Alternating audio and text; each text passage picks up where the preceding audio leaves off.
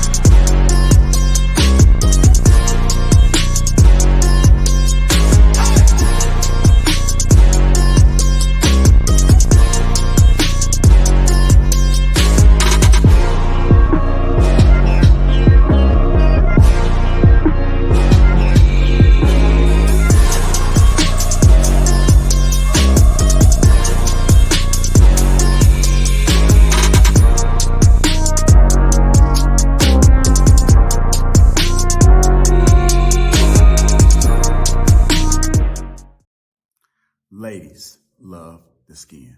Ow. Bring it a little bit closer. The good skin, that is. That's why having a proper skincare routine is very important, and you need to fatality. The process is so easy, just 4 steps. You got your daily face wash. That's going to clean your face up nice and right. You got your exfoliator scrub. That's going to open up your pores. You got your AM moisturizer with the SPM 20, which is going to protect you from the sun. You also got your PM moisturizer, which is going to make sure your skin is protected throughout the night. Tej has tons of reviews from dedicated customers across the world. I know I said a lot, but it's okay, because guess what? It comes with an instruction card to explain to you in detail what to do morning and night.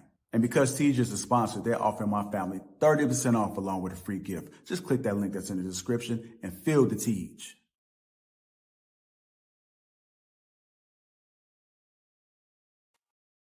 Ain't nobody.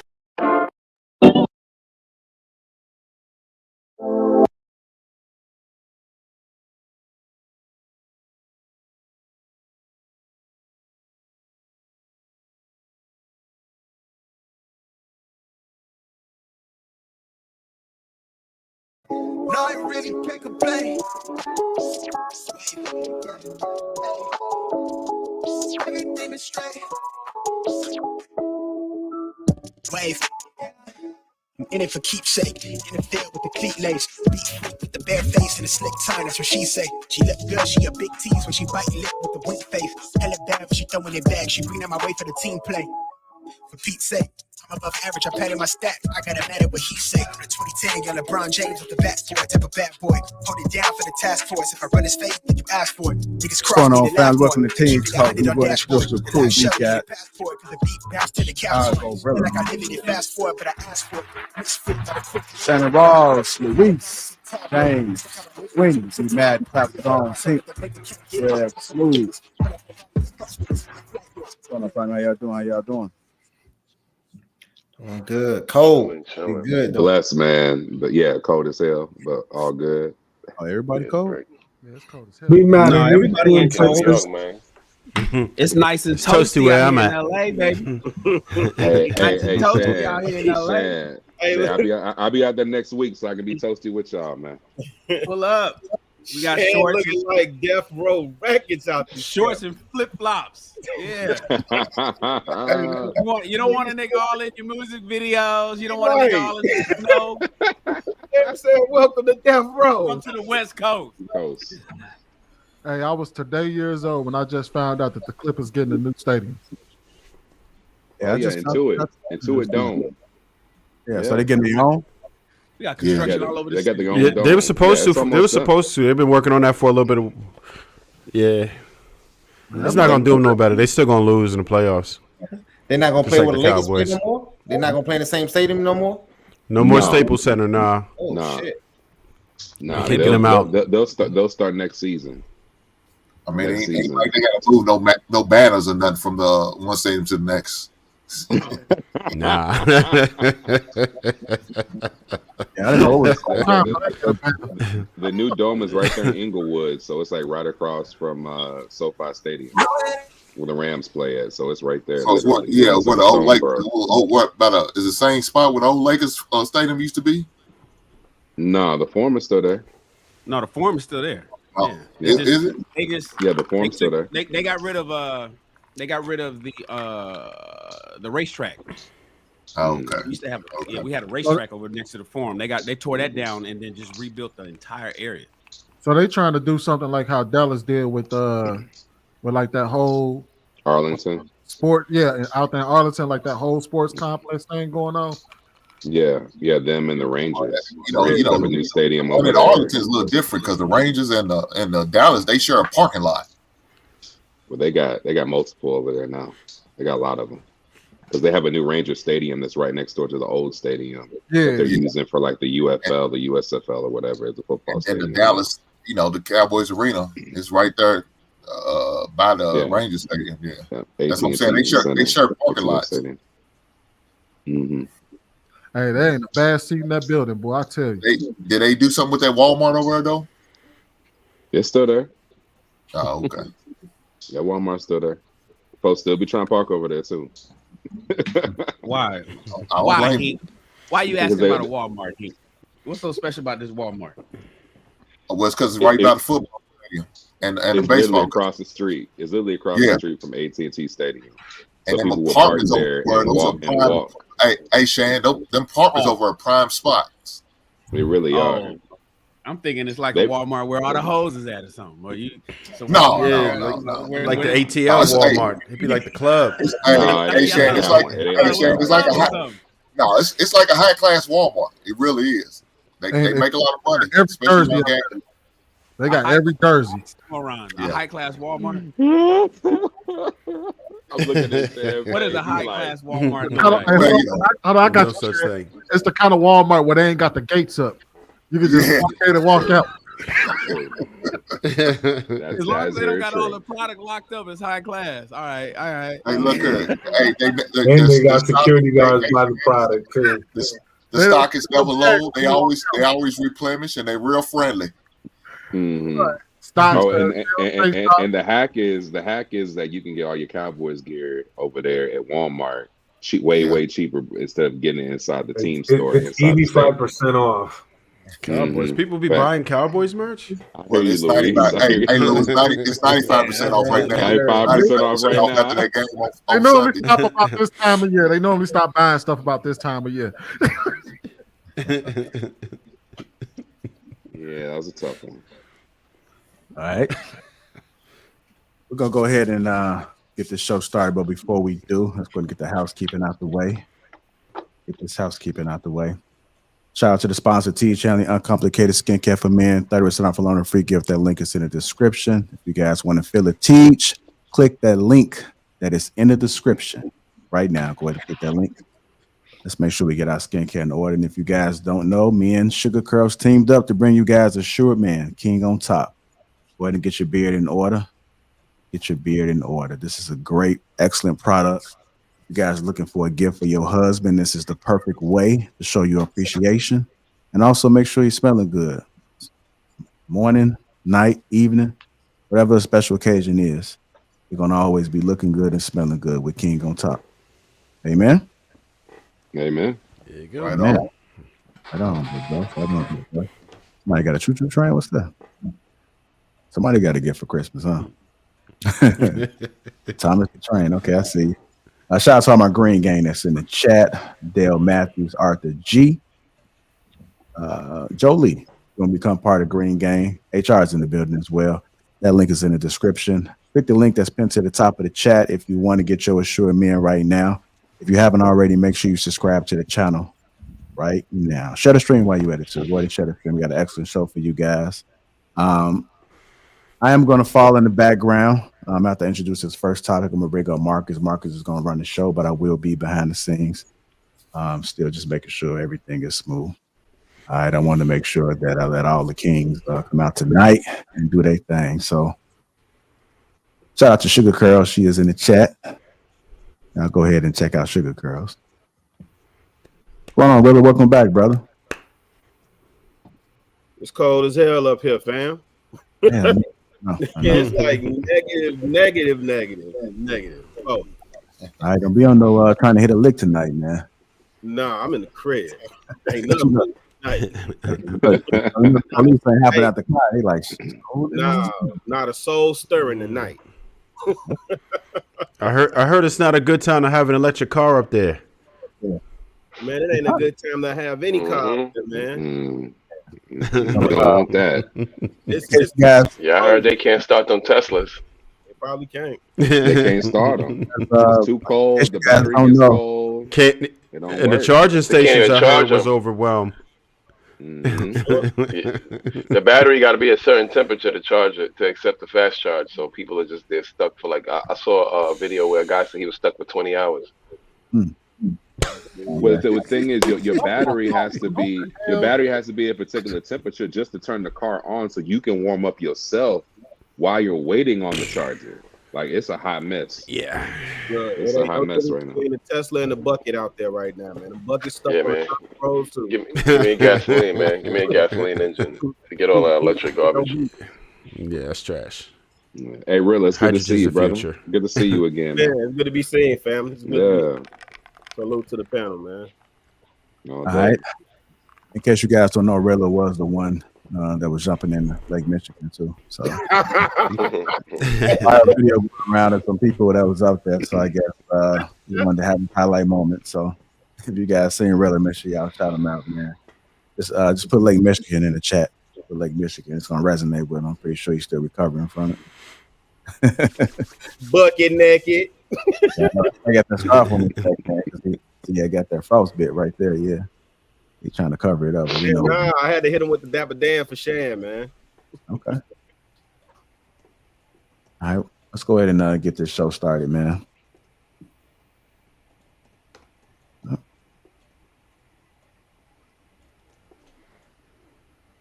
Oops.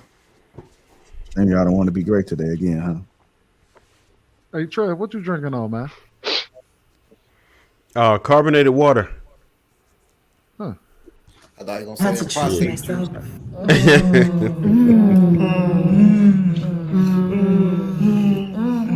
Because care of yourself is self-care.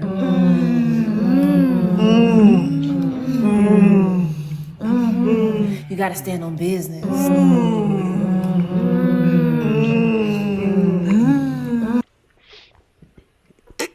Bro, something about. Hey, sweet, is that how the ladies are at the beauty salon? Is that how the ladies are at the beauty salon, brother? Bruh, that's all you hear down the hallway, man. They do up in LA, man. Here's our first topic: why women live longer than men. Why women live longer than men. So Paris sent this. Sent and also posted this. So I said I was going to talk about it tonight. Here we go. Look at why women in most every society outlive men. They looked at fight or flight or freeze, but women have another hormone that shows up that isn't that. It's actually a hormone that is about caring, tend and befriend.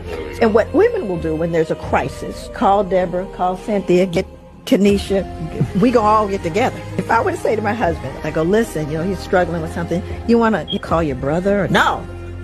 I got this. I'm going in the cave. Right. Well, here's what they've learned about women. The more women gather, the larger the number and frequency, the longer you will live. It literally is connected to life longevity. I keep telling them, come up out of there. Get your friends. Talk to somebody, right? There's absolutely no reason why that can't change. It's the socialization. It's that hyper masculinity. I don't need another man to tell me what to do.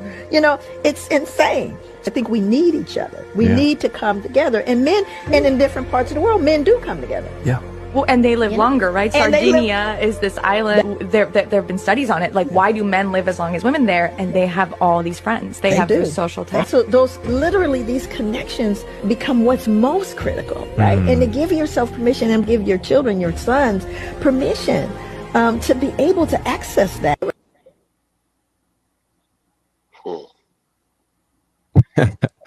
Okay, so first off, I just want to thank y'all for allowing me to bust my cherry on the controls. You feel me? Around the kings. You feel me? So she said women live longer than men because of their friendships, right? Friendships. Do y'all really think that it's that big of a difference based off of their friendships, or is it what science says, the estrogen? Because I looked it up in the back chat when he was thinking it. We go kick it off, and I will ask Shad because you seem the most perturbed by what they saying. Because everybody knows. She said it's an extra hormone that women. Well, what hormone? What's the name of the hormone? What's the name of it? You can't just say there's an extra hormone that women have. There ain't no extra goddamn hormone. It's simply because estrogen fights diseases better than testosterone does. Testosterone puts more stress on men. I talk about this in my health shit all the time to men. Testosterone puts extra stress on men's hearts. Estrogen allows it fights off heart disease better than testosterone does. It's scientifically they've been proven that 1,000 years ago. So people just get a microphone, man, and they just say anything. It's because we get together and we have friendships, and we have an extra hormone that makes our friendship. So we huddle up together and we live long. That's bullshit. That's right. Self-care. Hold on. Y'all need not be doing that shit. That sounds real. Care of self. She used what was it, Sandavia or whatever that place was. But it's now that's how you stand on business, B Madden. Stand on business. Always stand on business. Wait, all right. Can y'all hear me? Yeah, we can hear you. Your mic too smooth. Oh yeah, I'm eclectic for the perfected. You know how that shit go. You feel it? All right, so next up, we're gonna go to Rilla. I got a question for you though. Do you think that we would live a better standard of life if it was just more male-centered friendships? If we focus more on coming together as kings and coming together as men, as opposed to how we structure our lives currently? No, we already do that shit, man. Like, people be trying to make this super scientifical and, you know what I'm saying? Let me get my data points together because 97% of the research says that the magnetism of the potassium says that. Man, get that bullshit out of here, man. Hey, you know what I'm saying? I'm not no academic. I'm not no well-studied dude. None of that, man. Common sense tells me when I saw my granddad go to work, my grandma didn't have to worry about as much as my granddad did. That's why women are living longer. Men take the stress of everything. My granddad knew if the mortgage didn't get paid, that fell on him. If the family was in a rut, that was his responsibility, regardless of whether my grandma was willing to help him out or not. Right? It's the same thing that I do in leadership with my team. If everything goes well, the credit all goes to y'all. Y'all did that. When the shit hits the fan and I got to report to my boss, that's on me. It's more stress. That's the shit women don't have to worry about in relationship. Undercovering, let me say it that way. Undercovering, they don't have to worry about that. So yeah, you're gonna live longer when you don't have to deal with the stress as much as men deal with that type of stress. On average, not all. But on average, that's from the observable. That's why that shit happens. Hey, but Rilla, Marcus is asking specifically about the quality of life, which is a different question. So the lady was talking about mortality rates, which is she just making a bunch of bullshit. And what you say is true. But when it comes to the quality of life, men getting together and getting into commune together and talking more and having boys and having conversations and having king talk, do you think men's quality of life can increase if men start rocking with each other a little bit more than they have in the past few years? But that's what I'm saying. See, I reject that premise because men do that already. The brothers do commune. The brothers do build, right? We all, now listen, I'm not saying en masse. I'm not trying to compare the brotherhood to the sisterhood. Each one of us have our own ciphers that we collectivize with, right? Shit, you remember that? Collectivize. Right, we all gather in our own ciphers anyway, right? Do I think it would help if we did it more? I don't think so. If there was a larger cipher, no, because we're territorial and we don't like being spread out like that. You know what I'm saying? There's so many stiff legs I want to be around to begin with. You're gonna put me around 13 more stiff legs for what? Now I'll figure that out. I'm good on that. I'll figure it out, fam.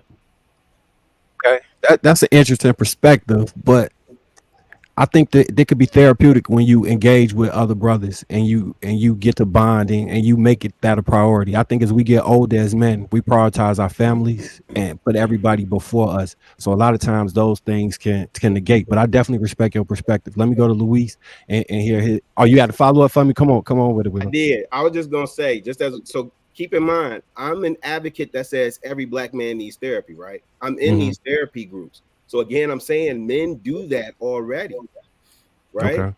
I believe brothers, I honestly do. We're having these panels. We've been having this panel for like 2-3 years now, right? We do that. I've met some really good brothers as a result of these panels. I'm not saying shut it down. I don't know. I don't know that we could possibly extend our life or improve quality of life by increasing, like, communing more. Because again, when you invite somebody into your space, you're having to still go through the process of vetting that person that they qualify to be in your space. I don't know. I'll let y'all brothers unpack it, bro. Before I go on my own personal soliloquy, I got to respond back to Rilla. So, Rilla, there is a component and segment of our society that a lot of men are dying from violence. Men on men violence, right? Whether it's knife, whether it's gun, whether it's in the streets, whatever it is, there is a large component of men having issues in resorting into violence, and they're also having their life shortened because of that.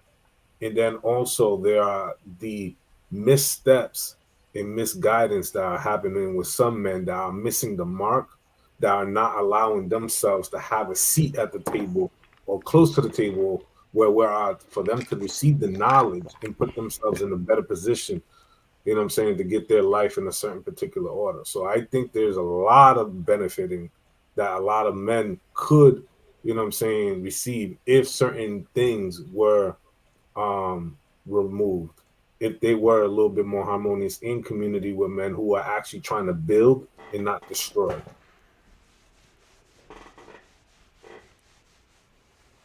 No, we can move forward. I don't want to get stuck. I don't want to derail the show.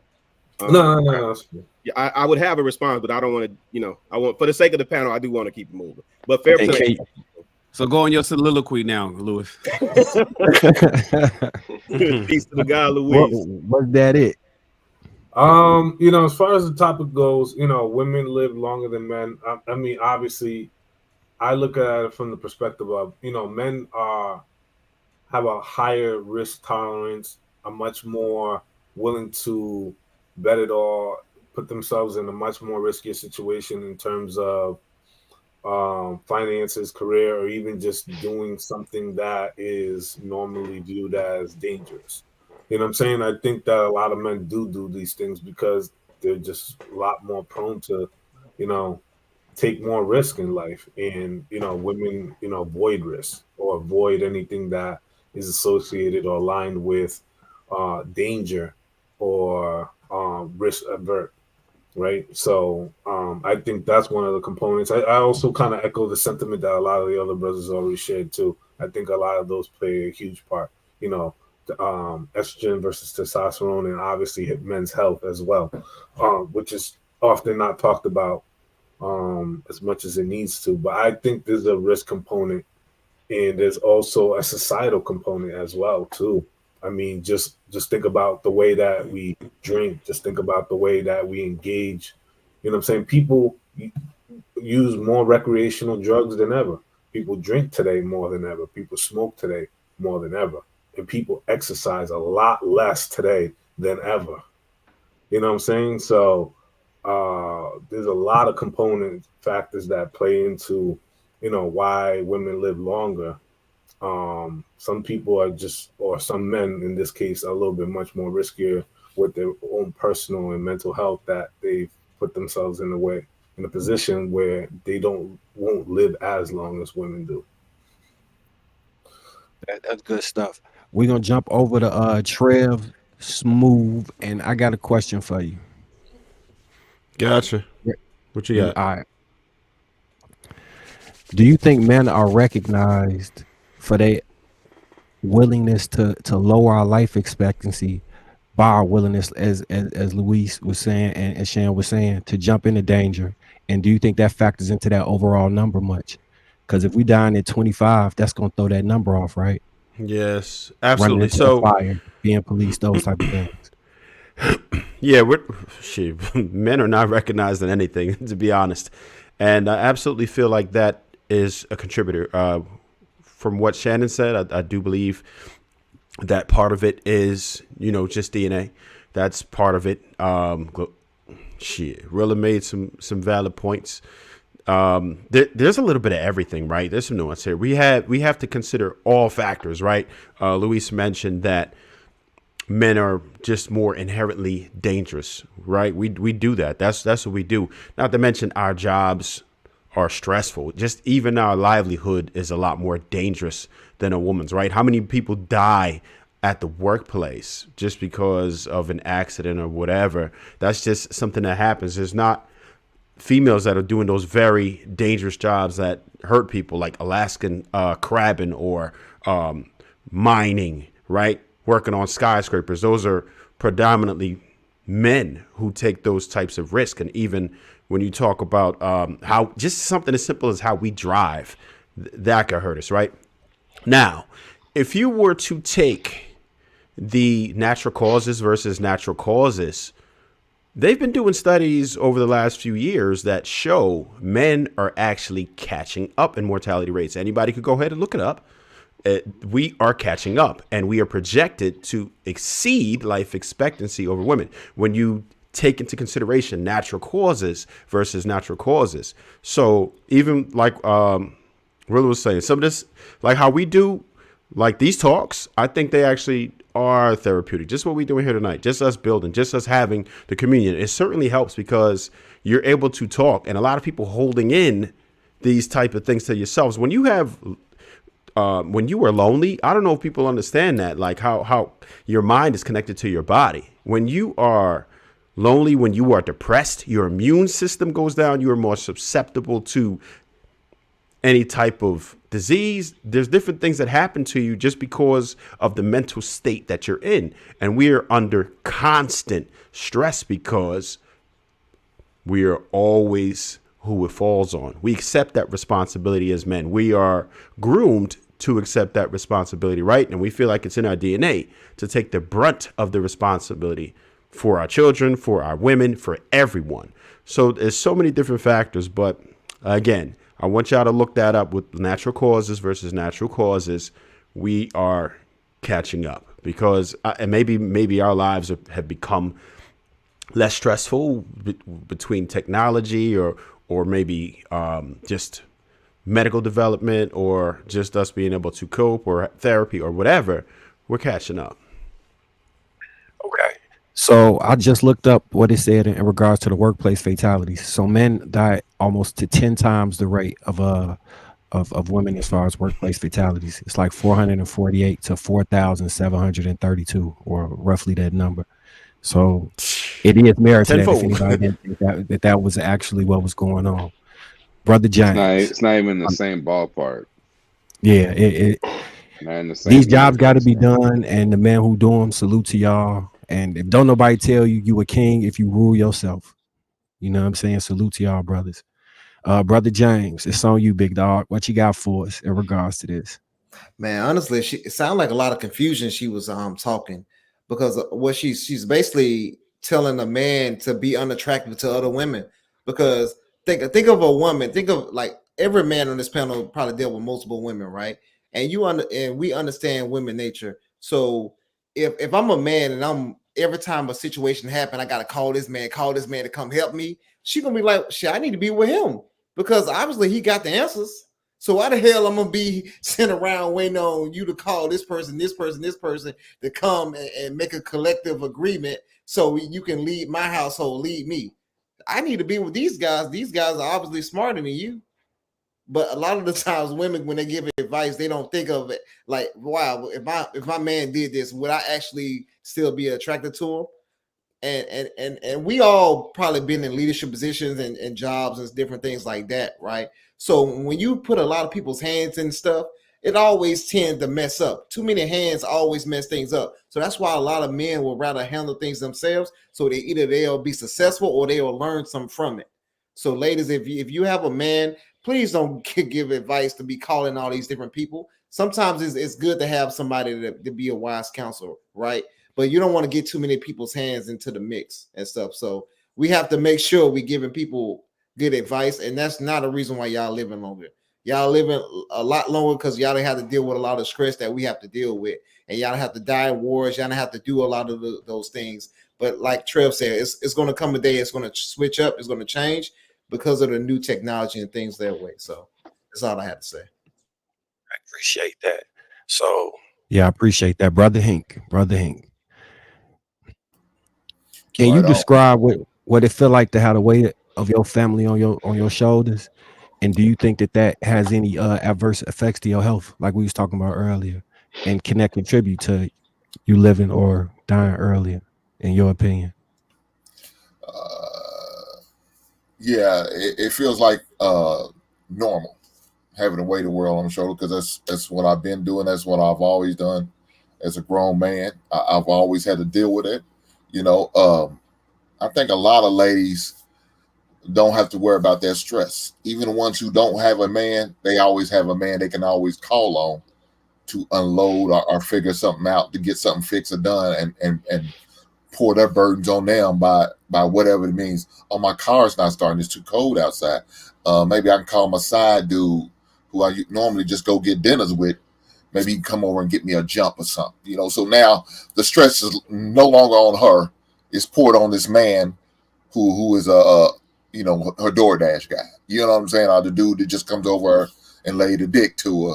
Now he's over working on the plumbing work for real. Instead of laying a pipe, he's over fixing pipe. You understand what I'm saying? So, yeah, that's the reason why they have no stress.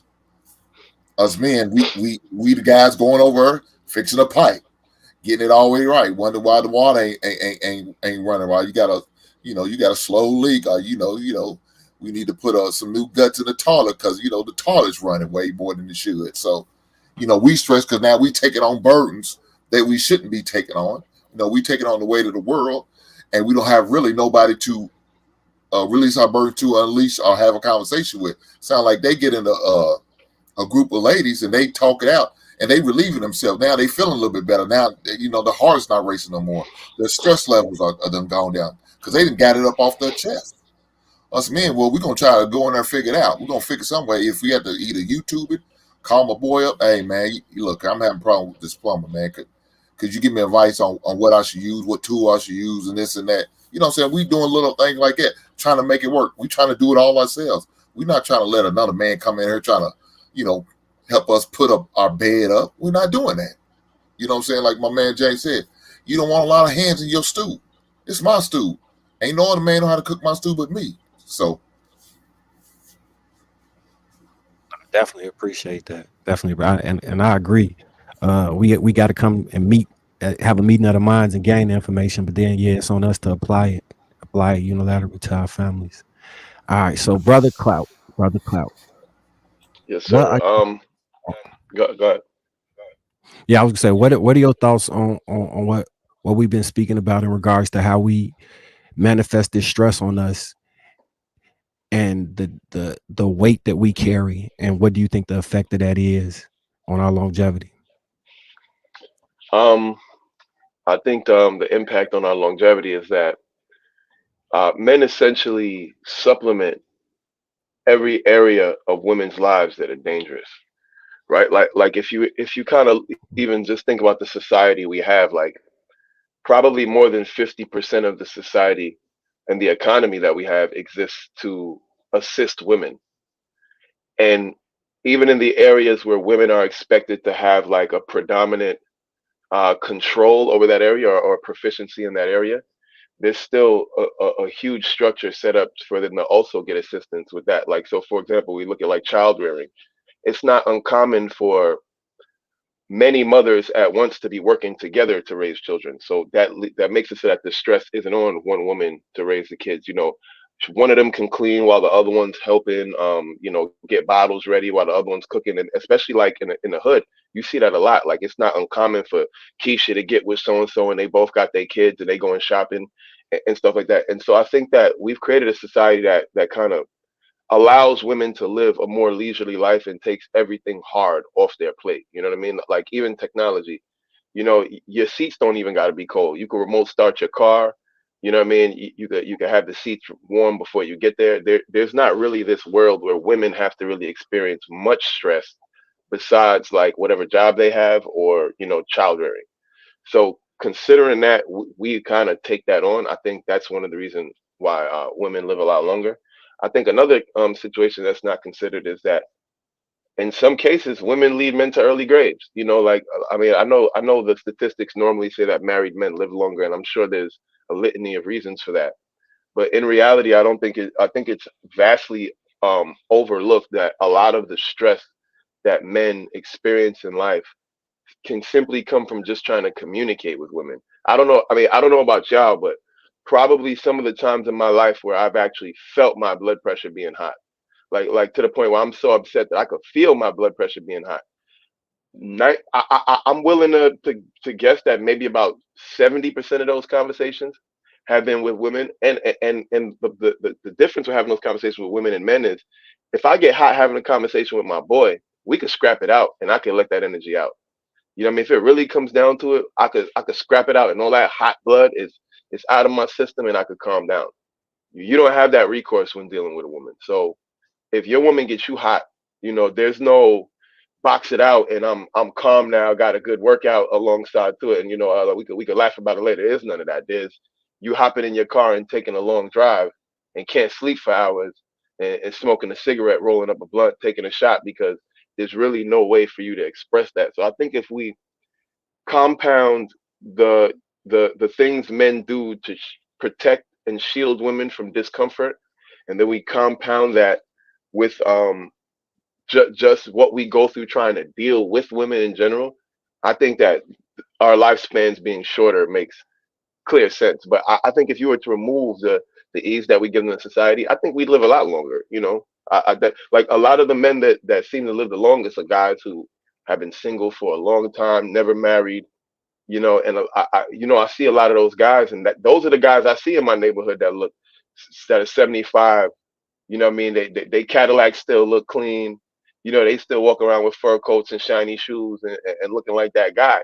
It don't really be the married men and the ones who have settled down. So, I'm gonna land there. Well, as one of the married men, I'm gonna say I looked the stat up, and it said that single men, single women, and married men, married women live a equal amount. The difference was divorced or widowed. That's where the change comes in at. So they said it was in regards to consistency. So it may be something to have in a routine. I also seen that having children extends the age of your life. So everybody think that the kids take energy from you, but it actually extends your life. It could be from being of service or whatever. I don't know, but they say it extends your life. Yeah, I actually Now, wanted to add that too, because I wanted to say another thing is women spend a lot more time with children, and children can obviously they have that feeling of like they can warm your heart, they can just make you feel at peace, and they those chill and fun times with kids a lot more than men get to experience them. A lot of time with us with kids, we got to be making sure everything's all right.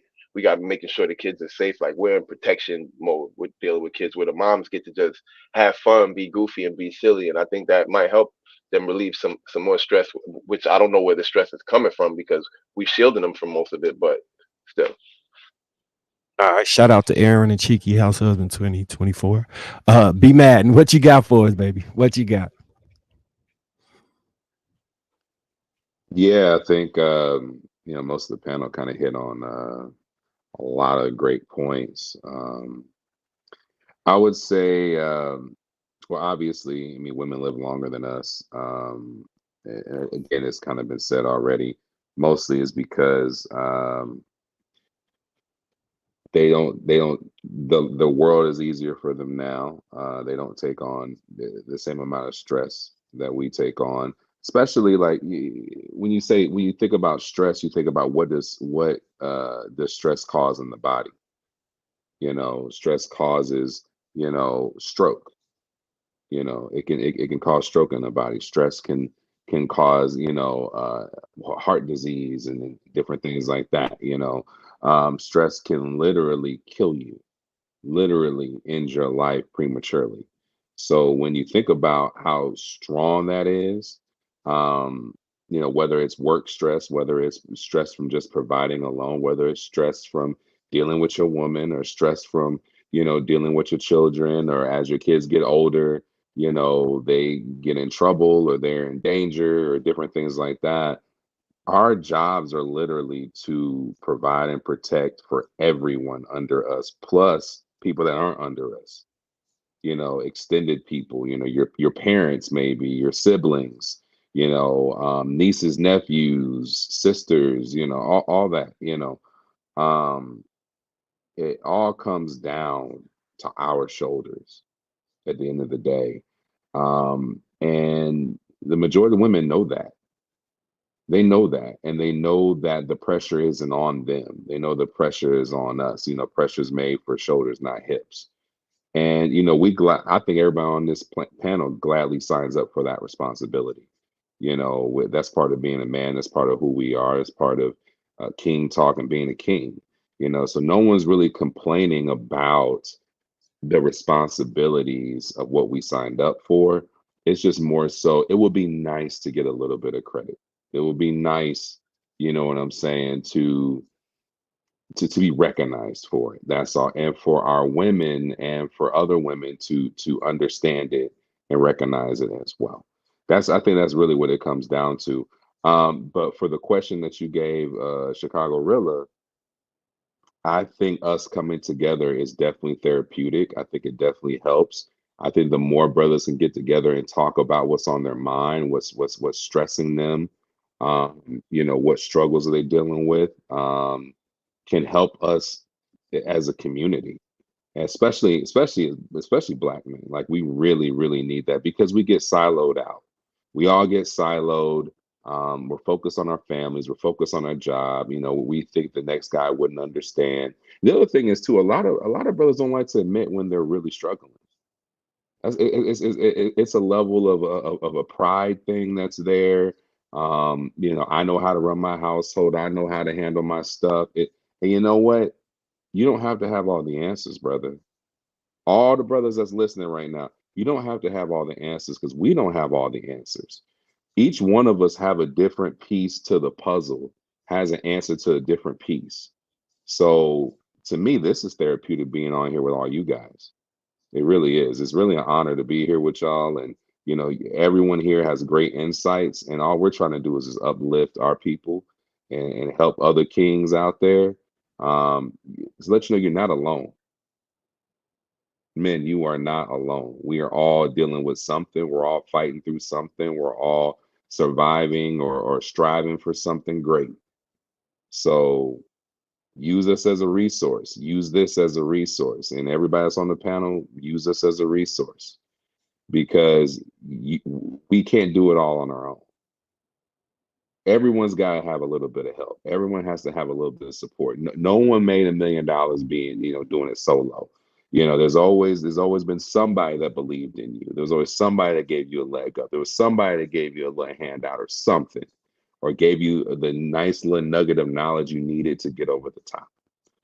So, you know, and I think other part of that is keeping our faithfulness and keeping your spirituality on point. So mind, body, spirit, all that. So brothers, we had to talk more. And again, we talk in code sometimes, and we're gonna sometimes talk about, you know, you don't want everybody to know that you and your lady have an issue, you know. So we understand that, you know. So we say, man, you know, the missus is tripping on this and that, but you don't want to get too deep into it, because you don't want to alert everybody that there might be an issue at home. You know, and I'm talking about people who ain't super tight with you, and even then, you still there's levels. So I think that's why we're not always as quick to share as women are. Some women would just blurt it all out. They'll put it all on the silver platter. This is all the things that I'm mad about. These are all the things I'm frustrated about. These are all the issues I got with this man, you know, or with my situation or whatever. And they feel so much better afterwards once they get it off their chest, and they can go back to home. Hey, babe, how you doing? After she's talking noise about you for 45 minutes to her girls or her sister or her mama or whoever, you know, homegirls. You know, half of brunch was about your ass. You just don't know it. Right. That's why I got a question for you, Sweeney. You a Jay-Z fan? Not at all. Damn. So you don't know if every nigga in your clique is rich or clique is rugged. Nobody will fall because we all be each other's crutches. You never heard that? Nah. Oh, brother, you missing out. Come on, man. You missing out. I've heard enough Hove tonight. I'm not a Hove fan. I like the Black album. I'll give him that. Oh, that's man. my favorite album. But outside of that, I don't rock with Hove. The Black album is the one that you liked? Yeah. That's the one that got you? I really like the Black album. We gonna have to work on that. We gonna have to work on that. Hopefully, we figure out how to get you to live longer. So If the Black Album was my favorite we Jay-Z can get album, that I wouldn't be a together. Jay-Z That's fan either. crazy. That's crazy. Not a That's Jay-Z. crazy. Is it your favorite? Is it your favorite because it was supposed to be his last one? No, I Is just that why like. it was your favorite? No, I just like a few. There's a few songs on there that just got me. Like, man, I like that. I rock with that. Jay-Z trash. All right, now, Sweeney, The whole back slander was unaccelerated. whoever said that, you ain't getting called on. Sweeney, why do you think women live longer than men? Well, I think everybody pretty much covered it. Like, here's the thing. This is the problem with people that just use that pseudoscience, mumbo jumbo, psychobabble. Like, it means nothing because the numbers tell you the reason why. They tell you men tend to take more risks. Men tend to work harsher, work harsher jobs. Men tend to take, you know what I mean? We know all of this. So how you skip over all of that and say, oh, it's because y'all don't have enough community. You skipped over all of that, and that's where it led you to. And here's the reality. Like Chicago really had already said it. Men already do it. The world wouldn't be built if we didn't have a sense of community amongst men. We have to collaborate with one another. We have to move as one. Now, granted, do we move as one against other people? Sometimes, yeah, a lot of the times. But that doesn't mean that we don't already have it. Only 8% of America, and this is just America, only 8% of Americans admit to having no friends. Majority of them got friends. And over 60% of them admit to having 5 or more friends.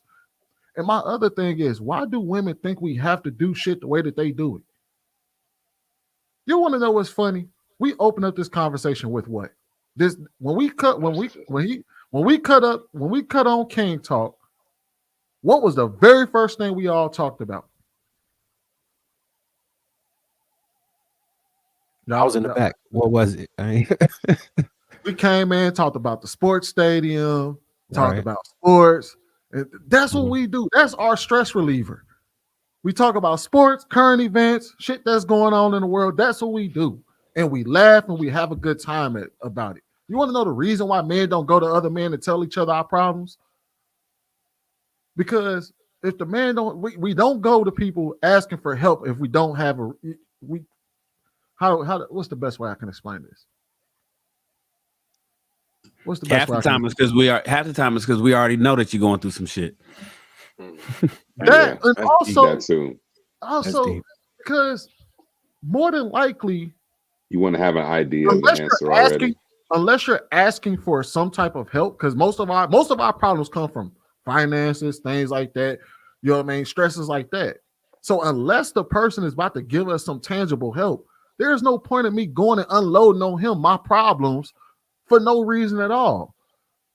Especially if I know, okay, well, the only way I can handle this if I know what I pretty much have to do to get out of the gym. So the only time I ever go to other people and talk to them about it is if I actually need their help to get me out of the jam. Well, Sweeney, money, that's the biggest difference between men and women right there alone. What you just said is that a lot of times women speak to get things off their chest. Men usually speak to get results. We're trying to find answers to our questions. That's what we need. So we're reaching out to get the answer. We're not reaching out just to talk. Yeah. Let's when he get his full. No, he was good. I like the back and forth. It don't bother me.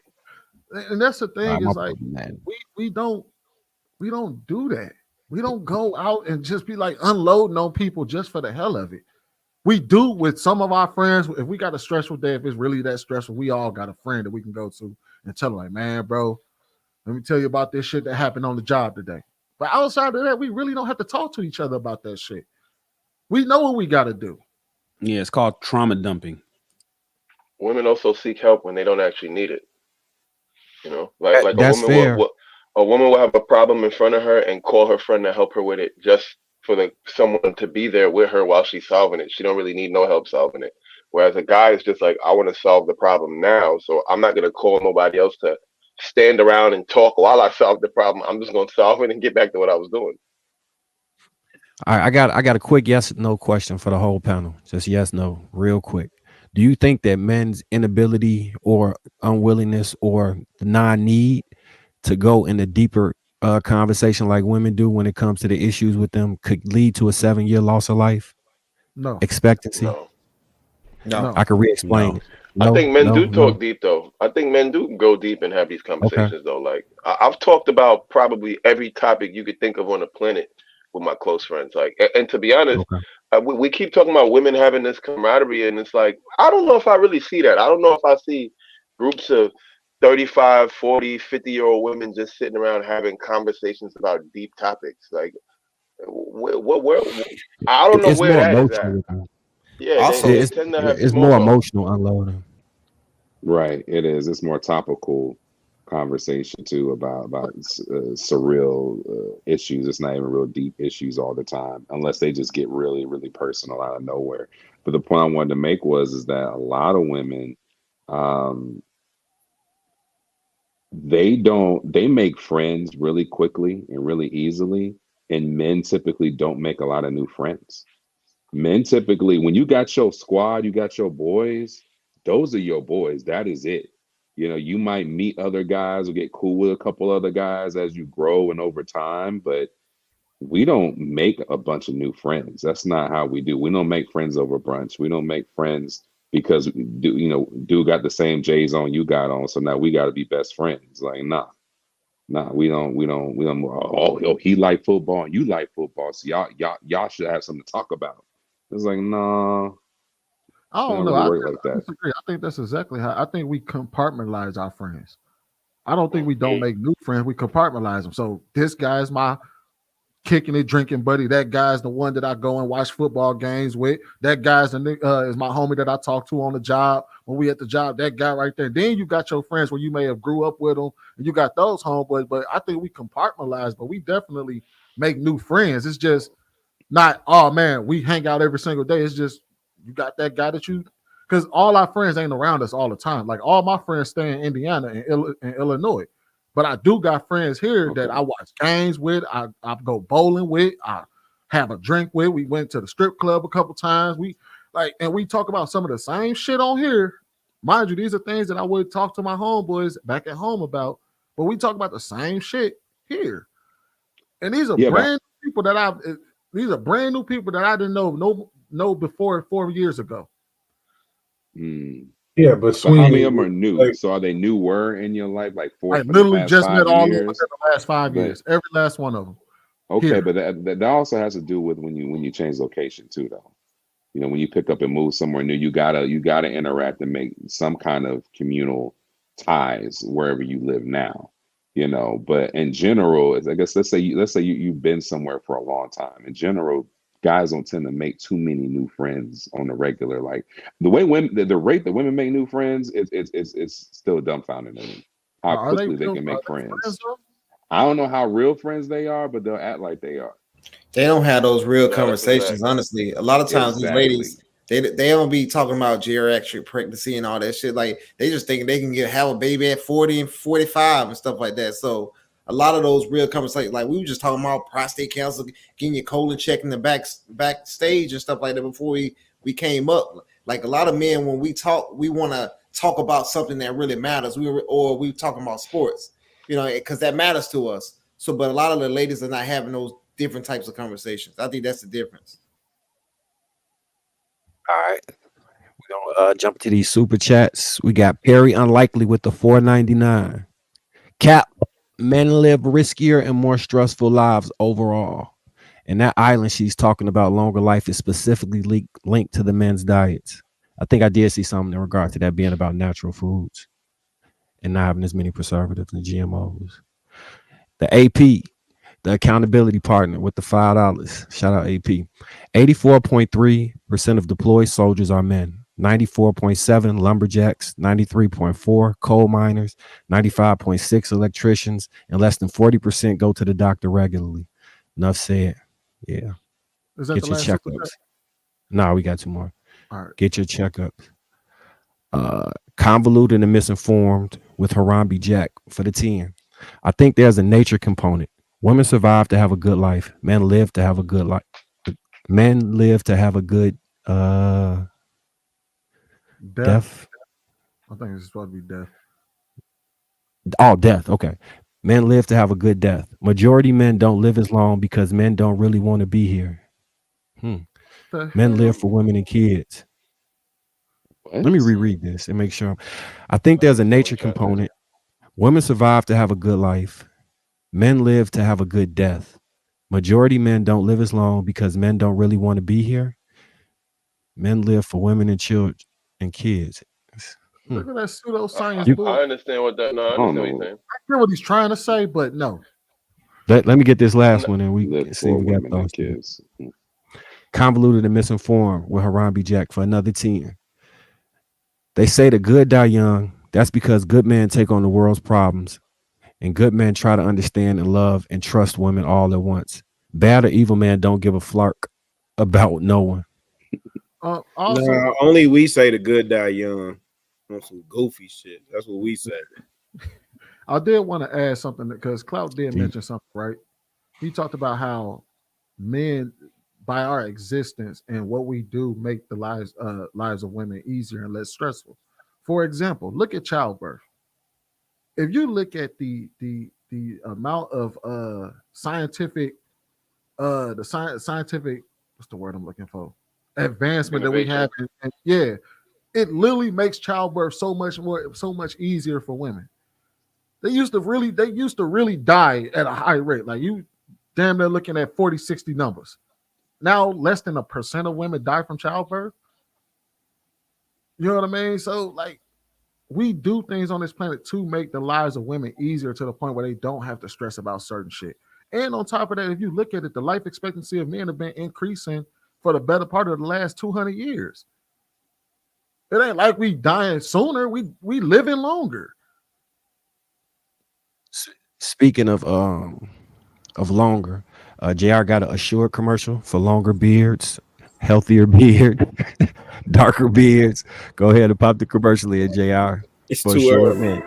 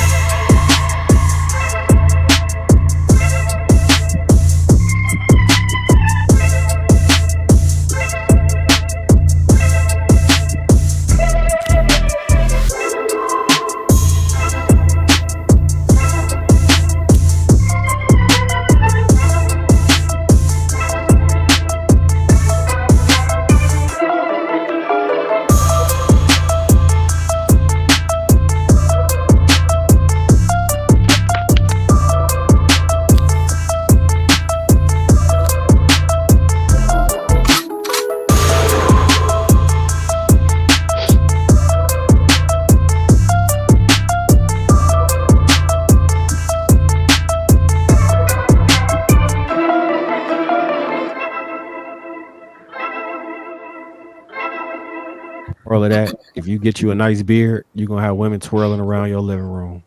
Hey, Will, right there. That's why we got hey, JR, you shot that at Jimmy's in Chicago Heights, man. Where you shoot that at, man?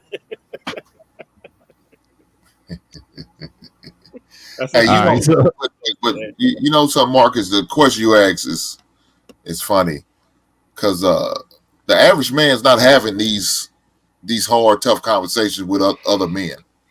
They're not. The pride won't let them most of the time, and sometimes you'd be kind of embarrassed if you had to have them conversations. So the average man are not doing that. There may be a select few men who are having these conversations who feel like I can talk to my boy like, hey man, I'm going through some shit. My lady is talking about getting a divorce. What should I do? We're not having that conversation. We want to put on the front like everything's everything with us. Everything's all good. We can handle everything that comes our way. But in reality, we crying on the inside. We crumbling. We hurting. We just don't say shit. We just keep it moving. You know what I'm saying? Hey, can I say something just for clarity, Marcus, just really quick? Yeah. To Luis in particular, I just want to be clear on my position. I am a huge advocate for black men getting therapy, right? So what we were talking about is what we were just talking about. But I think black men should get therapy in whatever form that comes. I'm an advocate for seeing a licensed therapist. I prefer that, right? But I also know group therapy works. I do group therapy too, right? If your therapy is going to the barbershop, go holler at Sweeney. If your therapy is going to hoop or ride your motorcycle or shoot pool or, sitting on a panel full of good brothers and chewing the fat and sharpening your sword, mental sword, right? Whatever that therapy looks like, go do that, right? So I want to be clear on that point. That's all.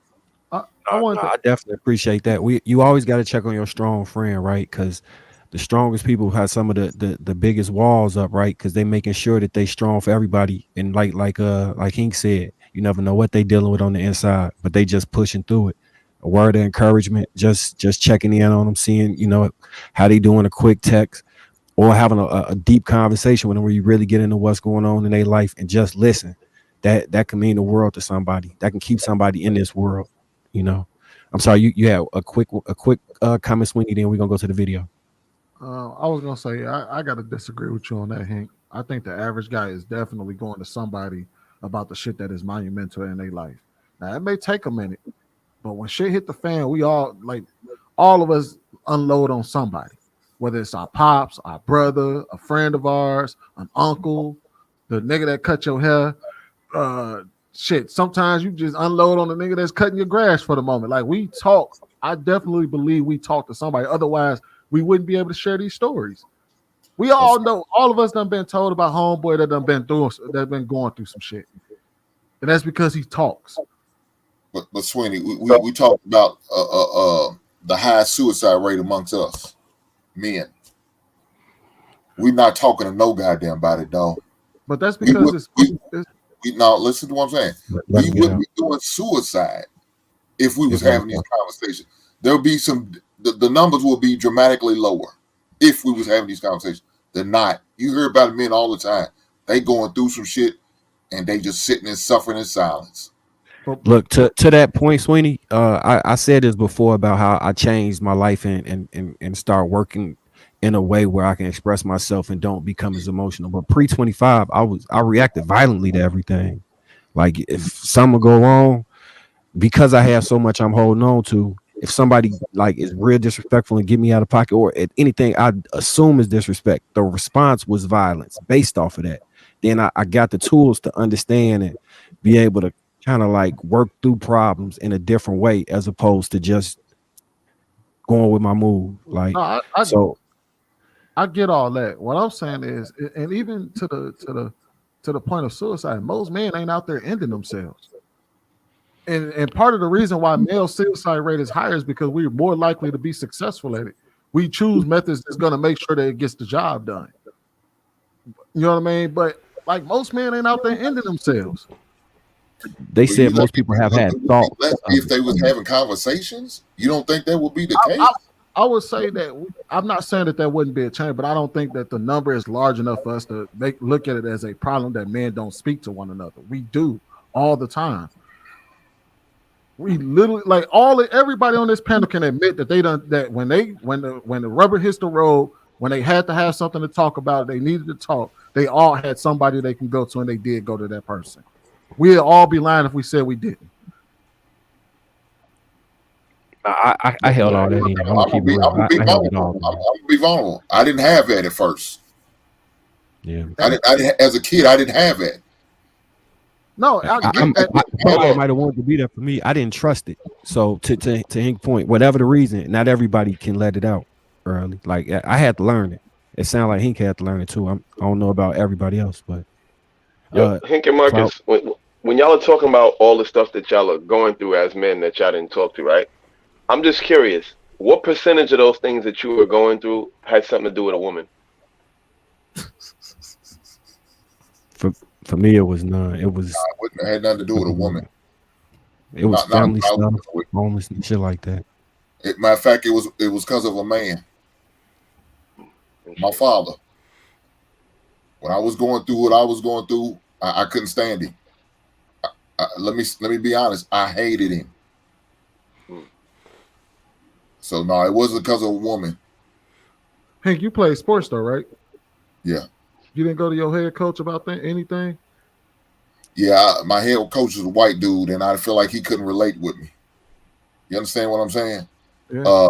I did have an outlet on my staff, but again, like I said before, you have that sense of pride where you don't want to make it look like you're weak. And as a football player, that's the last thing you want to ever look like is weak. The last thing. Shedding tears, showing some type of soft side to you. No, not as a football player. We didn't do that. Now, 2024, these young dudes, they doing that. But they cut from a different cloth. Back in 94 through 98, you better not show that soft side. Yeah, and a lot of that is conditioned. That goes down to conditioning too. We're not allowed to. Anytime you try to express yourself, whether it be to a woman, she'll shame you, and depending on what type of men that you are around, they might shame you too. Laugh it off. Oh, you a sucker. Oh man, you soft. And that's what you get sometimes, and it's embarrassing, right? And it's also going to have something to do with what type of a household you grow up in, right?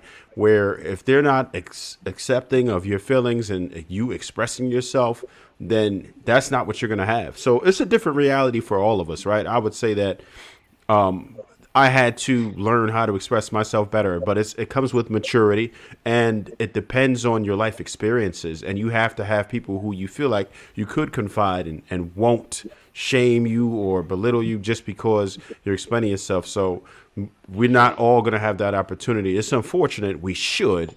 And that's what I think most of us sitting here would do for our children, but not all of us had that opportunity. Marcus, one more question for you. So you said you used to react violently, right? Yeah. What age did you say that you had to stop, that you learned to not react violently? Like, what was that? 2000 and like 2010-ish, 2010. So I don't know how old I was, like 20, 25, 24, 25. 24, 25. How long do you think so because I get there's a spot where you stop reacting violently, but there had to have been lessons that you learned prior to that from people that led you to that space.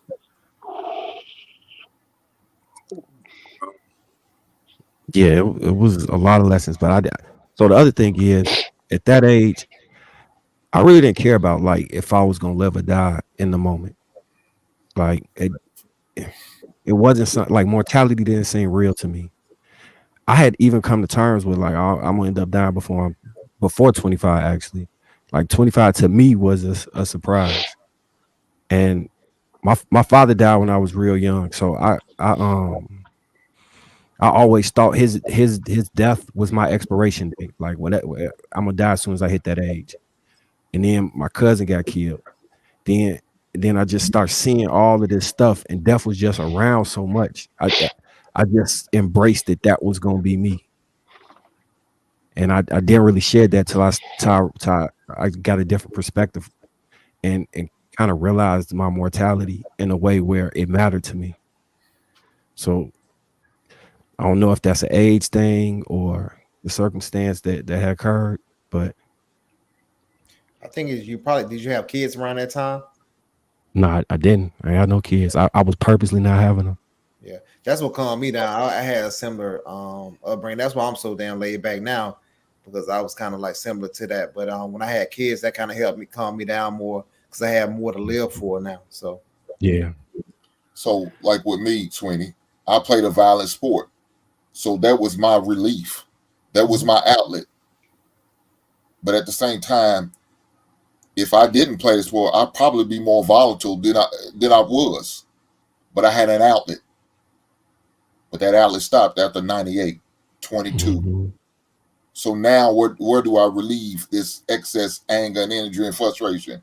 Well, like James said, thank God I had my daughter. You know, that kind of slowed me down. That brought me to some sense of reality. But I still had to get over that frustration and anger that I had towards my father. So I had to go to therapy. It took me a couple years, man, before I got past that. And I had to think about look, I can't.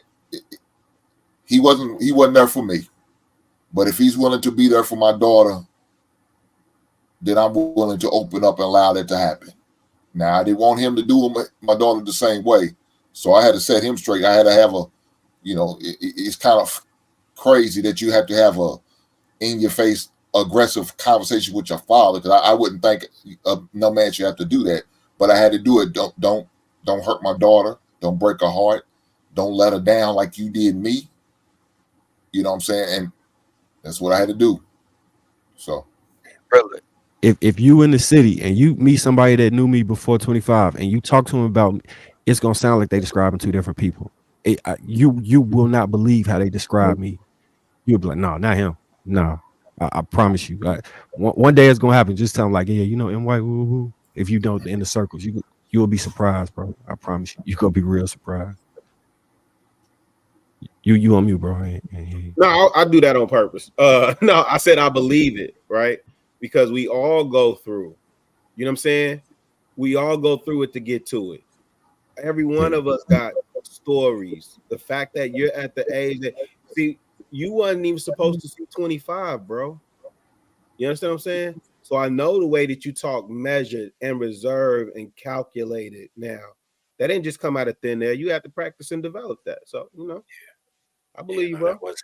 I mean, you have people from the DARE program who used to come in and rattle off statistics about how many of you are going to make it, past 25. Like, I remember hearing that for the first time. I was like, yo, that's wild. You know what I'm saying? But looking back, for us, it wasn't even the statistics. It was like that whole Shan. I don't know if you remember how Tupac was really on that live fast, die young message. It had a whole generation of people like, I'm not gonna live to see 21. So I'm finna wild out. I'm finna dumb out and get it all out the way now. And if you was a L7 squared neutron like me, staying out the way, you just walked around and figured you could get caught up in some stuff that you wasn't intentionally trying to get caught up in. So I mean, salute to all of us on the panel, man, for making it this far, right? And doing the improvement and the necessary work, because it's about self-care. Self-care. I ain't gonna lie to you, Marcus. Boy, I'm glad. I ain't gonna lie to you. I'm glad I didn't run into people like you, because I was a habitual line crosser as a shorty. A habitual line crosser, habitual shit talker. I can't even lie. My pops told me, he said, the reason why I moved you from Chicago is because of you. He was like, I knew that if I try to stay in Chicago, it'll be a different person. And yeah, I'm glad to be a suburbanite, boy, because my shit talking would have definitely got me smoked. Yeah, I mean, we was fighting up until like 13, 14, and then so yeah. And the thing was that I was a habitual shit talking. I had a lion's heart. I didn't back down from nobody, no matter how big, how tall. So that's a scary combination right there. That means Sweeney drew off the 6. He was drawing off the 6, and white. Tell him, get your hook in.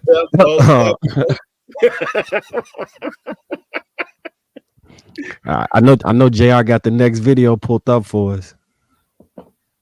Get you remember this. And I really appreciate y'all working with me, because I'm back here a little lost sometimes. You feel me? Emotionally damaged people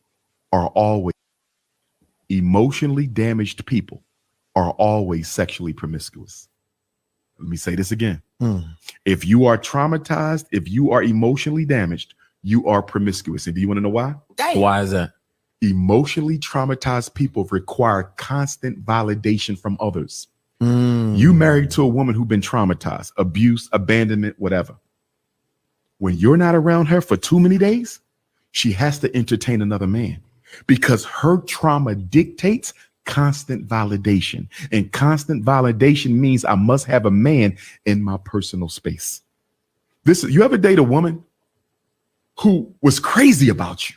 She absolutely loved you, so you thought. It was really addiction. Yeah. When you finally let her go, when you finally got her to stop stalking you, she ended up with another man like that. And your ego took a hit. You said, wait a minute. I know that woman was crazy about me. Climbed in my window, came to my... You understand? She was... She was crazy about your presence in her life. And the minute you distance yourself from her life, she found a replacement without a problem. Emotionally damaged people are promiscuous because they cannot go without constant validation. They need that validation. They need it. Most of our promiscuous women are damaged women. They're not having sex because they love having sex. They're having sex because they have learned this is the only way I can get a man's attention.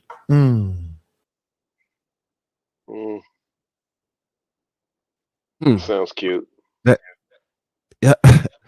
Okay, so we're gonna start off in the reverse order. Who went last, Sweeney? Okay, so I'm looking at this video. Just the thoughts that come to my mind is, who is not emotionally damaged, and does this just apply to men or women? And how do we factor in like male? Does this only for women, or is this male nature? So you can answer that question in any way you want. Do you think this applies to men or women? And if so, why not? I can't speak for if that is a male or woman thing. All I can do is use myself as an example. My sophomore year in college was my most depressed. That was my most sexually active. I mean, like literally a different girl every night, kicking them out my dorm room type stuff. Like, and it was because I had friends there, but I didn't really see my friends all that often, even though we were on the same campus. The friends that I had my freshman year were 2.5 hours away from me. I didn't have no car to go see them. I didn't have nobody to kick it with or none of that. So I was literally by myself on campus. So what else could I do? I didn't like the major that I had. It was never my school of choice. So I felt like I was just there floating. And I could say that was probably my most sexually active, where that's all I felt like I could do at that time. So I can't speak for whether this is the thing that men and women, but I can tell you that my most sexually promiscuous has been when I was depressed. That's interesting. I know a lot of women that had, some type of sexual trauma in their past, and a lot of them, like, it holds true. A lot of strippers that I've met have been, have a past of things like that. I'm struggling with this. While I ask these questions, I'm keep thinking about it, because I think that the nature of us as young men, that testosterone in them, the body just be bodying. So I don't know if I could completely contribute that for us in that way. So we're going to B Madden next, and then I think the order was B Madden, Clout, Hink, James, Trev, Rilla, and Shannon. Then am I getting it right? I'm gonna call on y'all, but I just want to make sure I'm somewhere within the ballpark. Is that right? All right. So B Madden, do you think this is true? If so, do you relate to this? If not, why not? Somebody got a spaceship. I would say in real life, I ran into a lot of women that this holds true to. I think Marcus, you mentioned strippers, just other girls on OnlyFans have had a lot of trauma, because that's a different kind of addiction. The validation through, whether it's through money, actual like cash, through the amount of eyes and attention. You also got to look at people that are literally addicted, and that's on Instagram 24/7, 365, or on TikTok.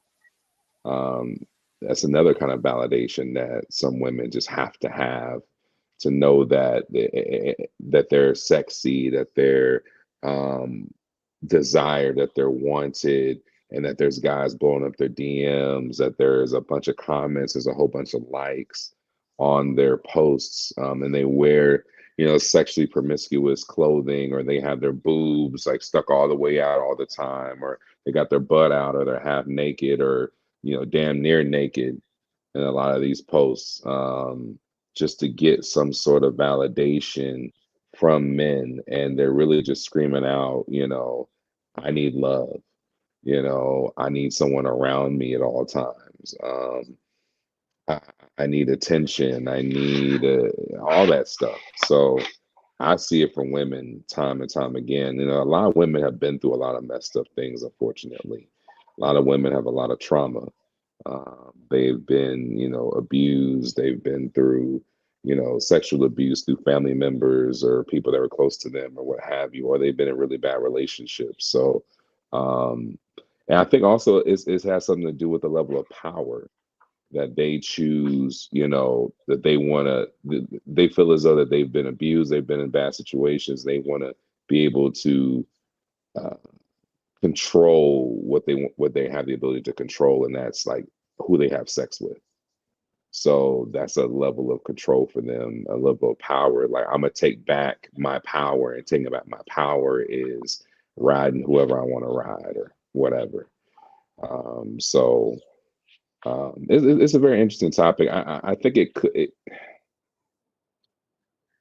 what Sweeney was saying, I think it could apply to some men, but again, you're dealing with male nature that'll run up against the fact that just us being in men having hair, men being men, broad shoulders, and all the things that women like. Men desire and women desire to be around certain men.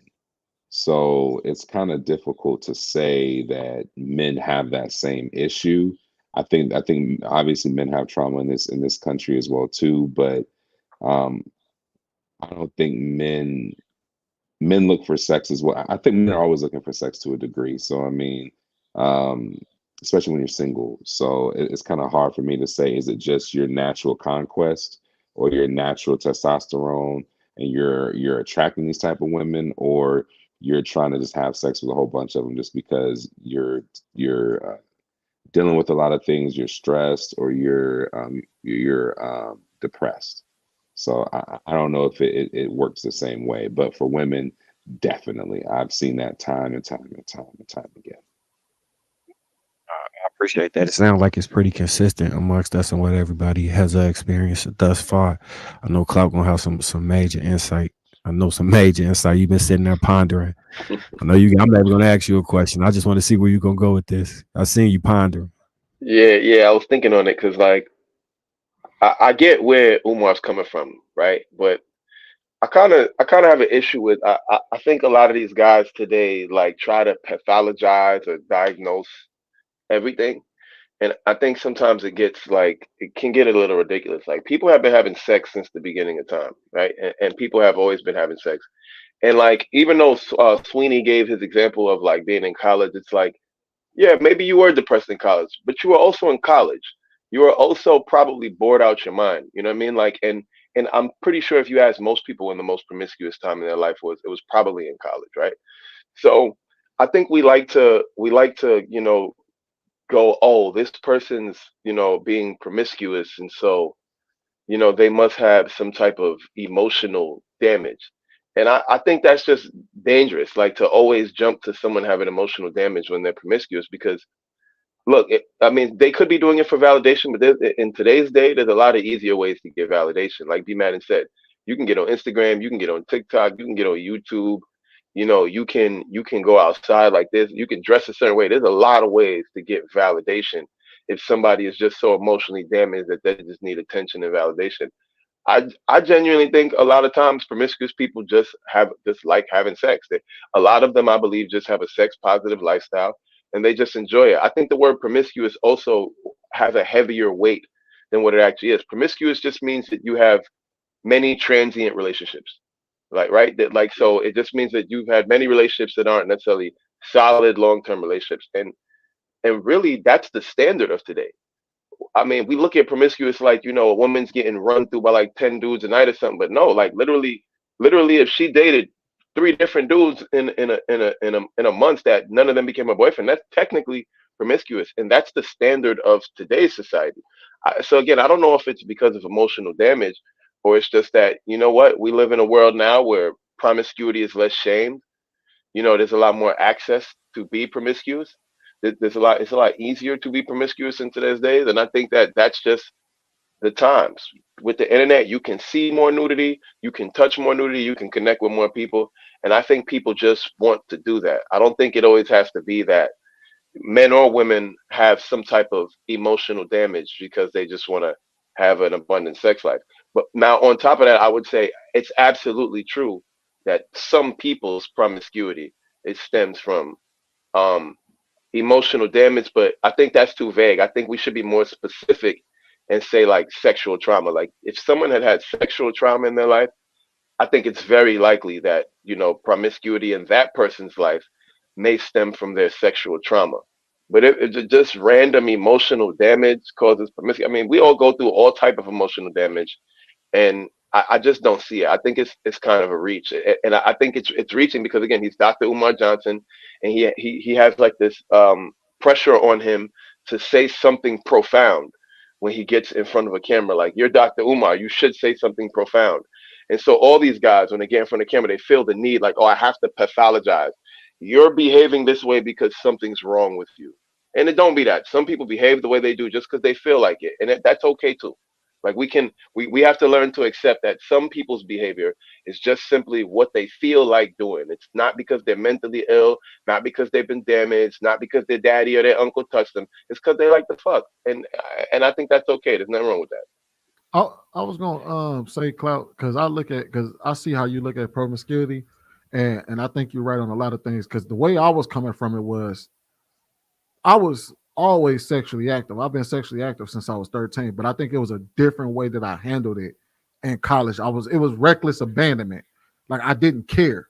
You know what I mean? It was a certain, like, it was a certain switch that just, I turned it off. That's how I was looking at it. Because obviously, like, no, I was not having sex because I was depressed. It was more like the way I was going about it, though, the way I was treating the women at that time and all of that. That's how I was looking at it. And I think even when you think about women and the way that they see men, when you start looking at men as just a means to an end, or just an object or something like that, I can see where when you turn off how you viewing men as somewhat valuable and they just a dick on any given day, that's where I think the problem comes in, where I can say that there's some type of emotional damage or something like that. And that's kind of how I saw women. It was just I would say that it reflected in your treatment of them, right? But I don't think that the actual promiscuity was the reflection of your emotional state. It's how you were treating them that was a reflection of the emotional state that you were in. So again, it's like a lot of these guys say, "Oh, you're having sex with tons of women, you must be depressed. You must have emotional damage." It's like, nah. But if every woman you have sex with, you slapping them. If every woman you have sex with them, you talking to them crazy and dogging them out afterwards. Okay, maybe you have a problem. You know what I mean? But if you're having just healthy, consensual sexual relationships with multiple people, I mean, we live in a generation now where that's kind of normal. Yeah. Why we think about this? So I don't know how many men this transfers to, but I can think of one man specifically. One of my best friends, he was telling me that he did have this problem, and it was hurting him in his ability to have actual relationships because of the way he viewed sex. So I don't know how many, because I had extremely active sex life too, and I don't know if it was trauma related or not, because I don't remember a time there was no trauma. Because I'm like, that's for my father, my second grade, and then you know what I'm saying, it was quick. So I don't know what that would have been like without any of that. So I can't really make the distinction. But Hink, do you think that Dr. Umar is warranted, or do you think he just throwing theories out there? He just trying to sound smart. I'm having a hard time with this, and the reason I'm having a hard time because it said always. That's what's tripping me up. Always, I can't agree with that always, but I believe that to be the case because I'm sure some men went through it. Look, I remember I was a Viking after had my heart broken by some girl. I guess clout now I can say it was a woman's fault this time. Who hurt my heart, who broke my heart, who pissed me off, and then I'm like, fuck him. I don't give a damn how I treat him. You know, I guess at the time I was what we consider simping. I was simping at the time. You know, remember writing a love letter using the lyrics of Tony. She turned me away. You know, she made me feel some type of way. She didn't accept my letter. And like, fuck you, bitch. Became a monster since then, you know. You know, it's one of those things. I guess I was, you know, I was in my emotions. That's how I feel. It's like it's still hitting a little bit, Hank. It's still hitting a little bit. That must be a little recent. Like. Marcus, I'm having flashbacks just thinking about it. I still staying. You know, it's hard to listen to that anniversary song now because it gives me flashbacks. That's trauma. That's traumatizing. Yeah. But I believe a lot of women go through that too as well, man. I believe a lot of women, you know, deal with that shit and have a hard time with that, and you know, they kind of go off the deep end to the point where you know, they use the feminist movement as an excuse to hate men, but they just hate men because my man hurt their heart. You know, they broke their heart. I left them high and dry, or got them knocked up and didn't want to have nothing to do with them, and now they bitter about their baby daddy. You know, so just my experience. No, I appreciate that. Definitely appreciate. I just want to say y'all so open and and giving raw emotion and raw stories. I really appreciate this. I'm sure the audience do as well, because y'all all got valid experiences, and they just differ at such a range. So Trev, did a girl not want to accept your love letter and made you crash out and say fuck me, hoes? Go to hell, Marcus. Go to hell. Bro. That's a song yeah. I kind of went over this a little bit ago, but did you want to hear about that or no? No. Oh, okay. I was joking. I'm messing with you. No, go ahead and give us the story, bro. Go ahead and give us the story. I think I told that story already. Yeah, but it's a safe place, baby. It's a safe place, brother.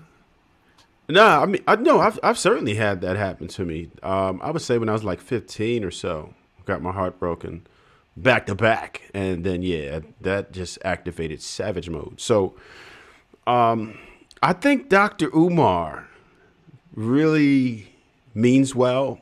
I also think he believes what he says. Now, do I agree with what he says? Absolutely not. When it comes to men, for one, because with men, like, it's never a bad time for McLovin. I don't care what you say. Like, it could be a bad day. I'm good. Let's go. It could be a great day. I'm good. Let's go. There's never a wrong time, right? I could be sleeping, rudely awakened, and it's still never a bad time. So it's very difficult to ever apply that to men, right? Because we always on go. So even if there is any effect, it doesn't matter, because that's what we're going to do anyway. Now, as far as women is concerned, right? Yeah, different story. And I'm going to go back to my savage days for a second. So I lived in a major city. I grew up in Newark, New Jersey, right? So I had access to a lot of women, right? So at that point, right, I would even get so bad as I would play a game like, you know what? She probably like a 7 in the bed.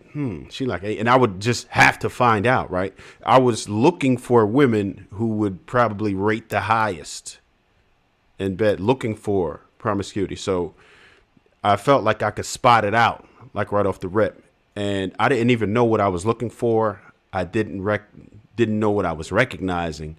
But just talking to the women who were in those situations, sometimes I'm like, damn, yeah, she's experienced some trauma. So I could say that maybe I don't know if it's directly related to the trauma, or could it be the fact that households with trauma just have low regulations within their household, and it's like anything goes?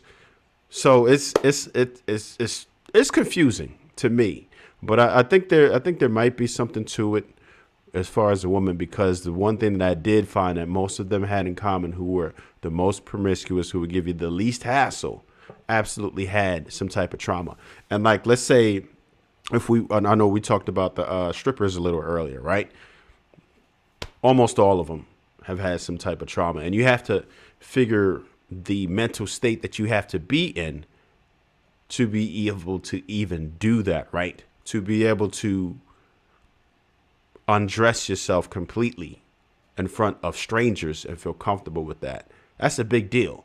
That's embarrassing. It's a scary experience. So you had to have likely gone through some things to even be able to get to that point, in my opinion.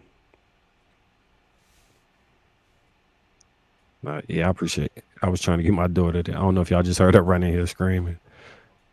No, we're good.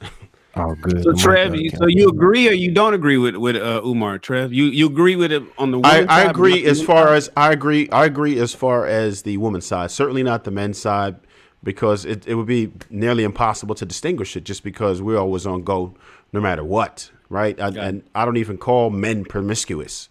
I call men at that point. All right, cool. Yeah, I think I should have that belief. We going to James. One of the things I thought was interesting about what Umar was saying, he made it seem, I could have been reading into this as though if they have that much emotional trauma, that it kind of sounded like she was going to cheat on you if you left her alone long enough. Did y'all get that?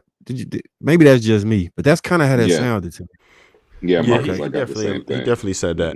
He alluded to it. Because how quickly she would move on if you, like, for example, you were trying to cut her off or wasn't giving her enough attention, or if you were gone for a certain period of time, she would find somebody else real quick, because she's almost addicted to just having somebody in her space, in her face all the time. So James, do you think that emotional damage with these women leads or men leads to trauma? They also can promote the inability to be faithful. I totally agree. I agree with the video, because I from the conversation that he was having, I knew he was talking about women. That's when I first heard it. I thought he was just talking about women. I don't think he was talking about men. And I think women, they will have more sexual intercourse, but men, we will be more violent. Like, we'll be more when we emotional damage, we'll be on that line, on that tip.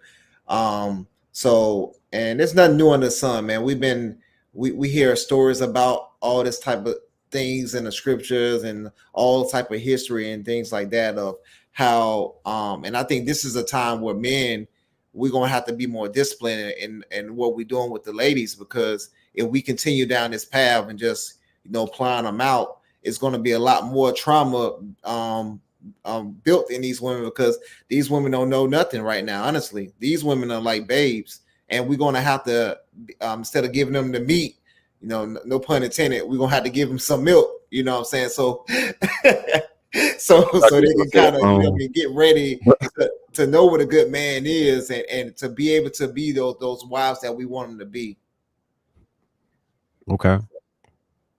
Okay, fair enough. We got to get them some milk / a bone. Okay, so Louise, pause.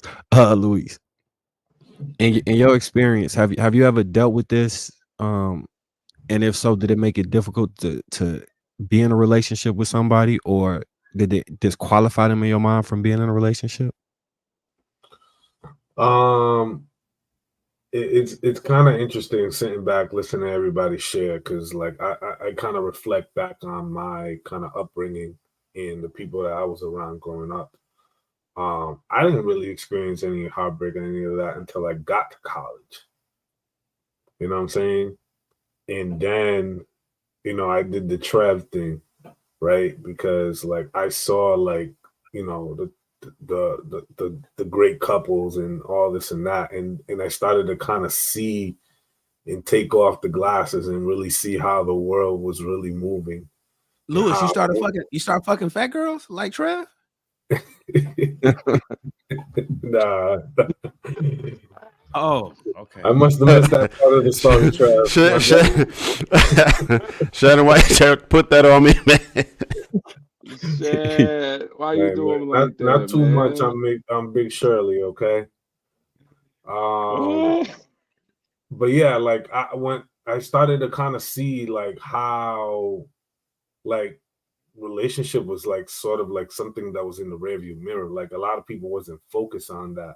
And sort of when I started to kind of change my perspective of how I was viewing relationships at the time, I did go off the deep end, right? But in that same conquest, I started to kind of notice a lot of women who had very to little no self-esteem. You know what I'm saying? Like they like you could see that glare in the eye, like they've had a rough, like you know, childhood or a few things, like, but you don't really notice or know these things or stop to kind of think to yourself until you get a little bit older, a little bit wiser. You know what I'm saying? You've been through life a little bit more, and you start to kind of realize, like, yo, not everybody has the same upbringing. Not everybody has the same fortunate outcomes. And a lot of people do go through unfortunate circumstances that lead them to decisions or lead them into situations that then themselves years later reflect back on, and they'd be like, wow, I couldn't even believe that I was that person, or I did this, or I went through that, right? It has a lot to do with, you know, your childhood experience and the things that you're exposed to early on, right? Like those are, I know we kind of hit on this theme, right? Like, there was a good example of what was it, a Tyler Perry movie. It was like Addicted, where the woman, like she was married, she had all this stuff, but she was like constantly addicted to sex. You know what I'm saying? It was never enough for her. And sort of like she later in the film like kind of reflected back that she had gone through some unresolved childhood trauma. And there are a lot of people out here that go through certain things like that are unresolved. I mean, I would say probably like 40 to 50% of the people out here who are trying to date have been through that and are trying to resolve it through the new person, right? And they're just collecting all these bad experiences. So yeah, I think it has to do a lot with you know, emotional trauma, but I think it has to do with young childhood trauma that later on reveals itself in adulthood. Yeah, I see what you're saying, and I appreciate that. When we go to Rilla, I'm flipping this question for you because you come from Chicago, because you know about music. When you think about somebody like R. Kelly and his childhood, does that change how we view this question any?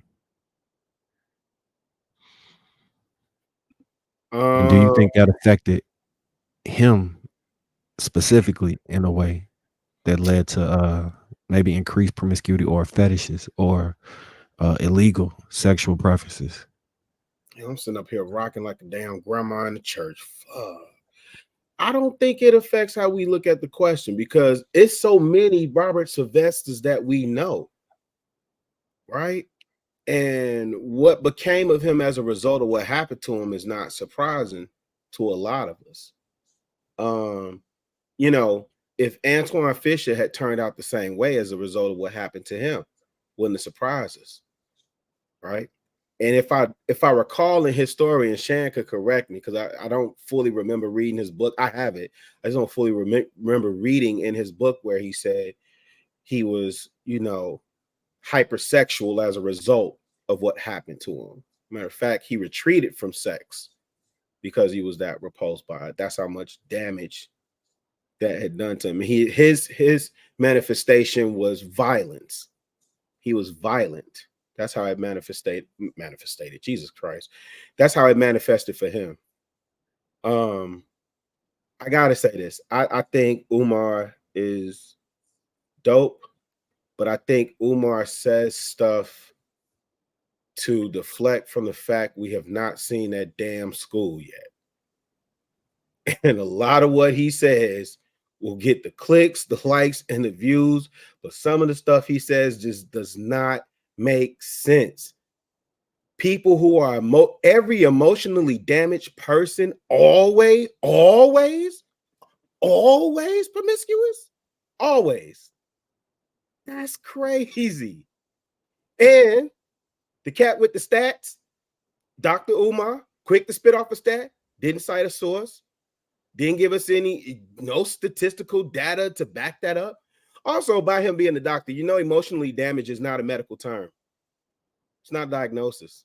It's colloquial. Talk to him. It's colloquial. Right?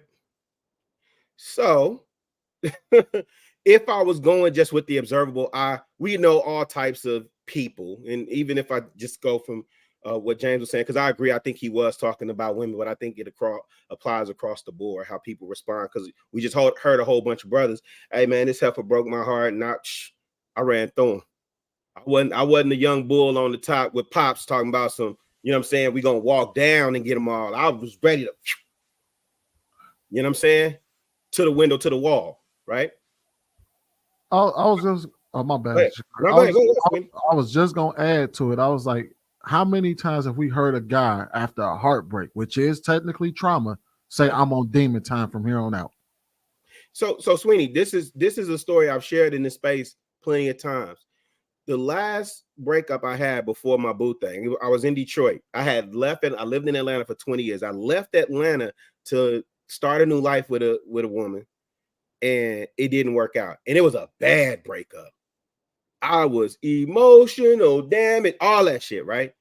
And I remember saying I could go. It was two things that stopped me though. I was like, yo, I could just run, but I was in Detroit. I wasn't for to touch nothing in Detroit. And I was older. I was smarter. I knew better, right? I had to do the work on me to get better for me. Had I not done, Shan, real spill, had I not done that work, I wouldn't have never recognized this woman when she came. I wouldn't have never recognized her. So that's why I'm like, I'm listening to everybody. And I'm like, the whole time, I'm like, damn, no, I was emotionally damaged. Quote, emotionally damaged at one point. And I refrained.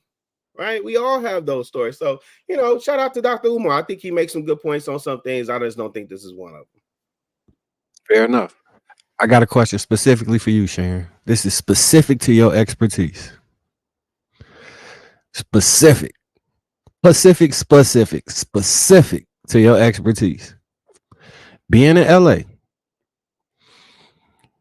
being in the film industry, being in that whole industry, right? It's an influx of young women coming in regularly. Do you see any correlation to emotional trauma and how they maneuver through the industry?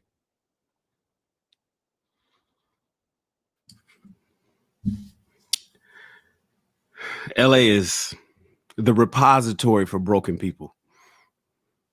And they come here and they get broke. It gets worse because LA will chew them up and then send them back home worse than the way they came.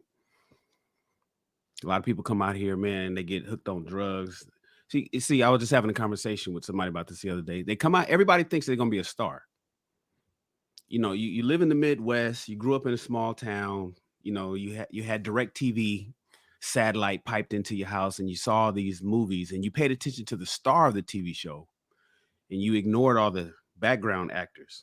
And what you thought was because you're good looking or because everybody wanted to be with you in your small town with your one major store in 10 miles away, that you was going to be able to come out here to LA and be the next star.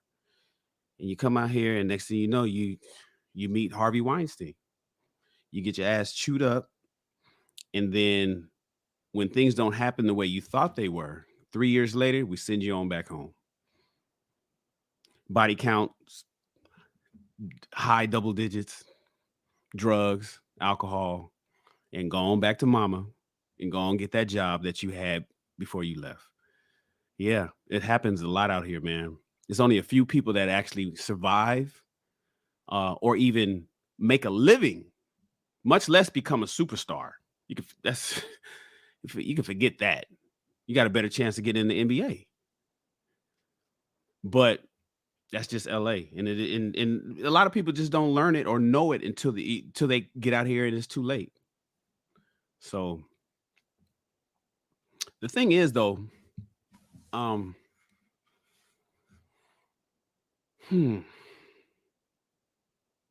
so Dr. Umar was 100 for me. I believe that Dr. Umar needs to speak to make sure he does not alienate his largest fan base, which is women. And so he knows that's who's sending in those cash apps for the FDMG school. And so he has to say, you know, people instead of saying what we all know he really wants to say. But I don't think that he was actually speaking. And by the way, in intellectual discussions, you know, some, not all goes without saying. So even though he said all, or, you know, we all know, and especially in the intellectual discussions, that nothing is absolute. And as a doctor, and him being the doctor that he is, he's probably thinking on that level. Plus, he's on a podcast. So, you know, like really, you said emotionally damaged is not a medical term, but compulsive sexual disorder is. And that's what promiscuity is the symptom of. So porn stars are not more emotionally damaged than your sister. They've done studies on that, because you would think, you know, man, you get into porn, you get on the stripper pole, you must have had some bad childhood trauma. Your uncle was touching you wrong or something like that. And they found out that some porn, they found that in fact, in some instances, porn stars are more solidly emotionally sound than the average person or the average woman. Let's just speak on the woman's side. They're not more emotionally damaged, but we got to understand something though. Promiscuity is indiscriminate sex. And so I'm going to speak to my man Clout, because Clout was talking about just wanting to have sex. See, it's not a high libido necessarily, a Clout. It's like, if you like sex, you can fuck one person every night. You can have sex. If it's about just having sex, you can have sex with your girlfriend or your husband every single night because you enjoy having sex or you want to, have an orgasm. The thing about promiscuity is indiscriminate sex with people that don't matter, and you just want to screw them and get on and move on. And that's where the psychological breakup is. And that's what Umar was speaking to. So it's less about loving sex and more about needing attention from random motherfuckers. And that's what I think he was speaking of. And that's why they say that promiscuity is a symptom of like borderline personality disorder. That's where the compulsive sexual disorder part comes in, which is a medical term. Now, the good news is promiscuity is something that is not an addiction. People can get over it and shit. All you got to do is make a decision to stop. It's not like smoking cigarettes or doing crystal meth or drinking alcohol. You can get over it, but we cannot remove the fact that somebody who let me just say it, that women, young women particularly, who want to have indiscriminate sex with men, one night stands, going to the club, going to Vegas, smashing random dudes they meet, and then just going. We cannot remove the fact that there's a psychological issue there somewhere. It may not necessarily be something that happened, because you got to understand, trauma is not always linear. It doesn't mean that just because in order for you to be promiscuous, that somebody had to touch you as a child. It could be because you lost your grandfather and you loved him a lot. It could be because you watched your puppy get ran over by a car in the street. It's not, trauma isn't one-to-one. This is what happened to you, so this is what you're going to do. It could be something that happened over here that causes you to do something over there. And sometimes whatever happened over here can make somebody want to have a connection with random people, or like he said in the video, when the husband is gone and there's no, it could be somebody that got attacked. It could be a woman that watched her brother get beat up on the bus ride home from school one day, or she got jumped by a bunch of girls. And so now she doesn't want to be away from anybody. And the only way that she feels that she can have a connection with a man is to give him sex, because otherwise he may not stay long. No matter how you slice it, to have indiscriminate sex, to just screw people, not just because you're horny, not just because you want to fuck, because you could get a boyfriend and just fuck, to fuck 40 motherfuckers before you 18, there's an issue there. And so I believe personally that Umar was speaking particularly about women, less about men. And I won't get into to the men's side. You guys talked about that enough. But I do believe that it is some sort of emotional breakdown that's happened at some point, or is currently happening at that time. You may have had a perfect childhood, and then something has happened right now in real time that's causing you to be promiscuous. It doesn't necessarily mean it happened 13 years ago, 5 years ago. It could have happened last week. You could have lost a boyfriend and then didn't know what to do, because he was taking care of you, or he was such a great man to you, and then he cheated on you, and now you out here just smashing the homies. It could be a whole lot of different reasons. I'm not a doctor. I'm not going, but I can't imagine that it just be because, I just like to fuck. But that's my thoughts. I was actually going to add to what you just said, Shan, when you said sometimes it's not attached to, it doesn't have to be attached to sexual trauma or something like that. And I sat here and I thought about it when I just thinking about myself. Part of the reason that contributed to my depression my sophomore year was that I was kicked out of the first school that I went to my freshman year. And like the second school that I went to was just out of pure necessity of staying in school because I didn't have nowhere to go. And so when I got there, I thought I had my friends there. It was gonna be all good. And I found out my friends wasn't around, and it could have honestly came from a place of loneliness also. So I'm glad that you mentioned that. Well, that's what Cloud told you, though. That's exactly what Cloud said. Word for word. He told you were in college, you were bored. He used bored instead. You used lonely. Yeah. One in this. I think it's worth noting that we made the distinction with men that our trauma usually ended up with like us becoming more violent. And I was thinking about King Von's story the other day, like his father getting killed, and how that could have been one of the catalysts to his snowball effect to get to going the way he went. And just a lot in our communities, a lot of times, right, we deal with death often, and because people make the correlation, like, why in other communities that have as high a poverty rate why isn't the violence level as high?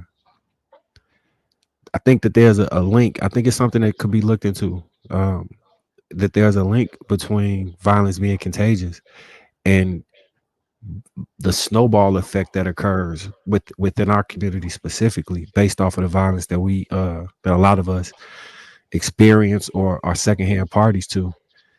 Because I remember thinking, well, I'm not gonna say that, but yeah, I think a link can be drawn. I think a link can be drawn, and to even take it at another level, when they talk about epigenetics and how things can like be transferred intergenerationally without actually being experienced, could the trauma of the violence that you like growing up in inner cities or whatever, we normally all fight at the bare minimum. Fighting occurs. Is that something we pass on to our kids through there? Because I got kids that I ain't even really let outside yet, and my son displays similar behavior at this young age with his need to try and just overpower. I don't know. It's something I'm playing with. I don't know if any of y'all got any thoughts on it. We could popcorn this. Marcus, I kind of got some information on that too.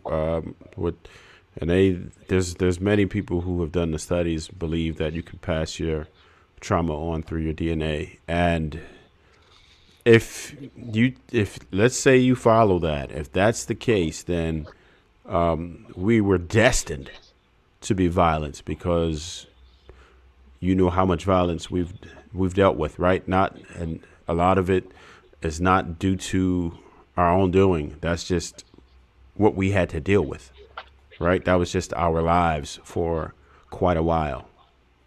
Involuntary, no choice, and you were met with violence.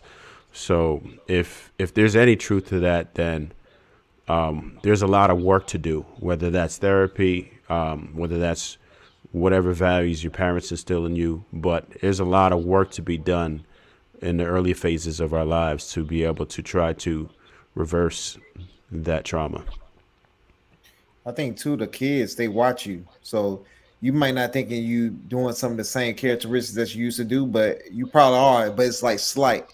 So a lot of times, like even my sons, they pick up stuff I used to do, like how I'm goofy and crack jokes and my faces I make and stuff like that. And I'm like, how you know how to do this at a young age? But it's just, you know what I mean? They pick up stuff because, you know what I mean, you are their father, and they're going to pick up now the things that you change too. As they get older, they're going to see why you changed, and then now they're going to be more productive citizens or kids for you, and they're going to reward you that way. And then too, a lot of times we forget like the stuff that we put our moms and dads through. We got to get that payback. You know what I'm saying? Like you owe that money, you know, so you got to make sure that you're ready for that little payback that you're going to get. You don't want to listen to your mom, your dad, your kids ain't going to listen to you, motherfucker. Like Nah, no, I still believe in corporal punishment, so ain't no get back. I'm getting all the get back. Yeah, you talking about my belt still work. Yeah, you talking about. So passionate ass whoopings. I don't know if I told you this, but I planned on spanking my kids up until I had a conversation with my wife's mom, and she told me, you know, she never had to hit the kids. She just disciplined them in other ways. I didn't even think that was a possibility. So I'm on the new age parenting tip, and I have not ever spanked them, right? They're still young, right? And that's my goal. How I want to make sure I do it, because I read some studies about how corporal punishment actually can affect the kids and have them have an increased risk of violence. I'm trying to do a lot of preventative things to break any chains that I may have that they may be linked to. I'm really running a science experiment as far as I'm concerned, because I'm trying to just, you know, we all try to be the best parents we can, but I'm trying to run a science experiment as far as that goes. And I will say I've been able to identify the things that they really like. So by giving them things that they really can appreciate, the ability to take them away has shown remorse, and it's been an effective punishment up until now, where I see actual remorse and change in behavior. And you know, I'll be honest with you, G. So I know Scam, if he catches this, I'm gonna have another conversation. My kids are like Ladybug is the last of the Mohicans. You know what I'm saying? May 24th, I'm out of there. You dig? She grabbed my Ladybug graduates this year, right? So on that part, we Gucci, right? But I have a difference. I have a conflicting opinion around corporal punishment. The main thing that I believe is not every child needs corporal punishment, right? I think it is a tool, though. People can argue all day whether it's effective or ineffective. The biggest thing is you paying attention to your child, like you just said, and investing in the things that are productive and conducive to their upbringing, right? And so for me, I don't impose my will on my sons. Would I like to see them go in a particular direction? Of course, right? I would like that for them. But a young man out here charting their own path. And so what I do is invest, guide, give them direction, all us to support those efforts. And so far, you know, I'm batting, you know, I'm on record, 3 boys, 3 girls. I'm batting 6 for 6 right now. So I'm Gucci. I was gonna say, a lot of people always have a this or that or do this or that type of mentality, and I always believe that effective parenting is using all the tools in your toolbox when it is needed. And you know what I mean? Because I'm a firm believer in whooping ass when it needs to be had, but I don't like whooping ass. I tell my kids all the time, I don't want to whoop you. I don't want to have to whoop you. And then also I've been doing this whole not really to the degree of Marcus like, but I like natural consequences. I like when the world shows you exactly what's supposed to happen to you and it happens. And then I get to sit there and tell you, all right, well, now we can talk about it. What you learned from this. How you gonna handle it going out from here? Now I can, you know what I mean? If you need any help, I can try to help you through that. But what we gonna do about this? Like, so I've been on that kind of tip lately as well. Because while I'm a firm believer in whooping ass, that don't mean I like to.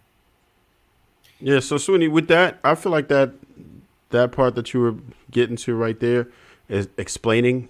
I think that does the most for them, right? Like, so if they understand the consequences, they like the one thing that I try to do with my children is to explain the start to the beginning, right? I just want that to be their way of thinking. Like I even like say, hey, look, play chess with me, just so you understand cause and effect. Every action is going to cause a reaction, and you have to learn how to play it out in your mind before it happens. So you already know, okay, when I do this are going to be the consequences of it, good or bad, right? So that right there is very effective for me because I don't really like to do the whole whipping thing. It's a last resort. It is a resort, but it's a last resort, and I have not had to exercise. I have not had to exercise it, but it's understood. If you violate pretty bad, then yeah, you might get that out of the toolbox. It is what it is. Because it's it's a last resort, but it's a resort. You know what I mean? Like, and for me, I grew up on that. Like that was all we knew. Like you already knew that was the immediate consequence for whatever it was. It didn't matter what type of violation you committed.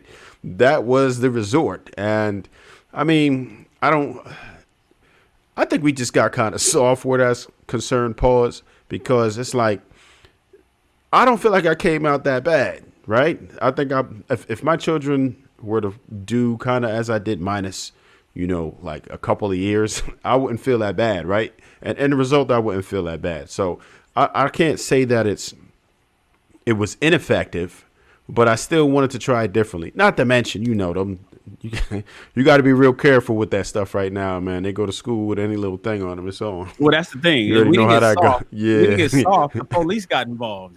I was going to also add that I think a lot of times, a lot of parents whoop without explanation. A lot of times they beat the shit out of their kids. A lot of the times, and their kid is just par for the course now. Because like one of the worst things that happened to me as a kid, because I got a lot of whoopings, to the point where my parents used to feel like they had to whoop me on Monday just to get me through the week, right?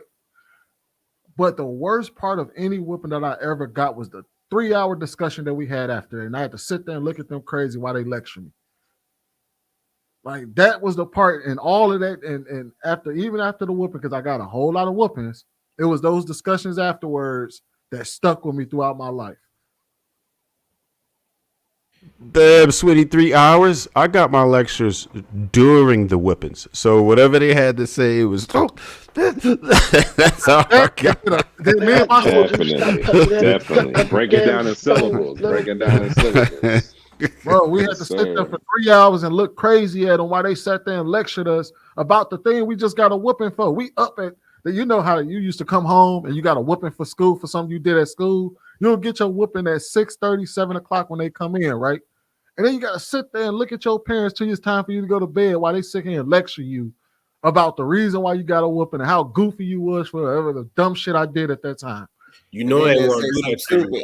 They'll say something stupid like this gonna hurt you more than it hurt me. Yeah. I'm like, this shit ain't gonna hurt you. Like you whooping my ass right now. I ain't like doing that to you, right? I ain't like doing that. All you had to do was what I told you to do in the first place. Now, y'all want to know one of the dumbest things I got a whooping for? Oh shit. Well, there was two things, but I was eyebrows off. Nah, I did snatch a girl wig off, but I didn't get a whooping for that one. One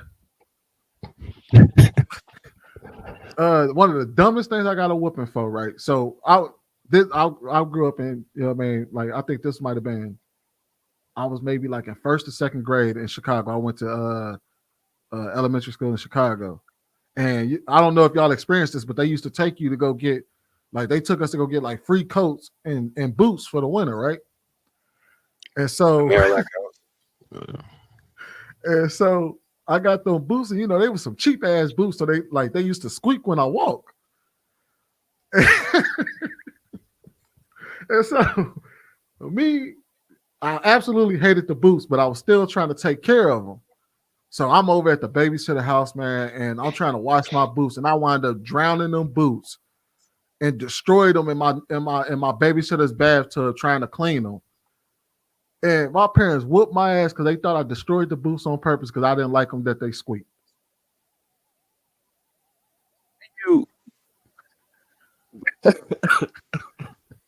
How you drown a boot? You know how you're supposed to try to clean those shoes. Like I was literally up in that mud trying to wash my shoes and wash my boots in the tub. Like they came out soaking wet and destroyed, falling apart. It was bad. And then I think part of it, like what got them to stop whooping me, right? Because it would have went on, right? Was that they asked me what happened that day. And I told them everything I did that whole entire week. They're like, damn, we almost didn't whoop you because we was laughing so hard. Cause like, I was okay, I'll tell you.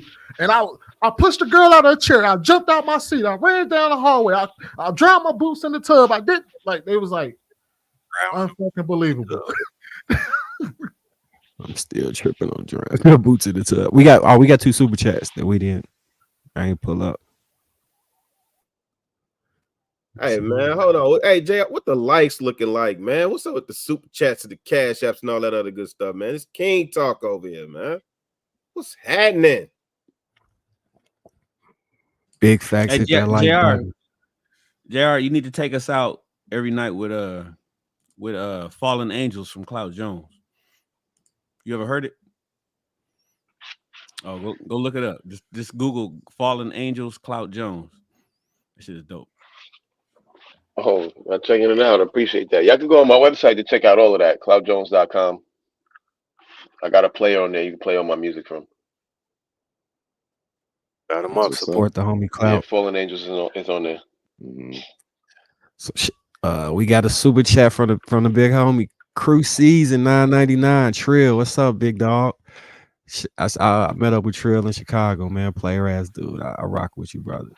Dope conversation tonight. Salute to the Kings. Crew Season. Trill. Big Trill. Oh, and really, if y'all don't bring me backstage with the bottles, we're gonna have a issue. Hey, Shannon, I seen Rilla, right? He had a bottle he brought into the venue, right? And wow, he took the bottle when he was talking to me. He ain't know me that well, I guess. I seen the bottle. I say, I ain't trust you like that, man. Shoot. Yeah, he took the bottle. It wasn't go live backstage. I say, this boy. It wasn't like that, man.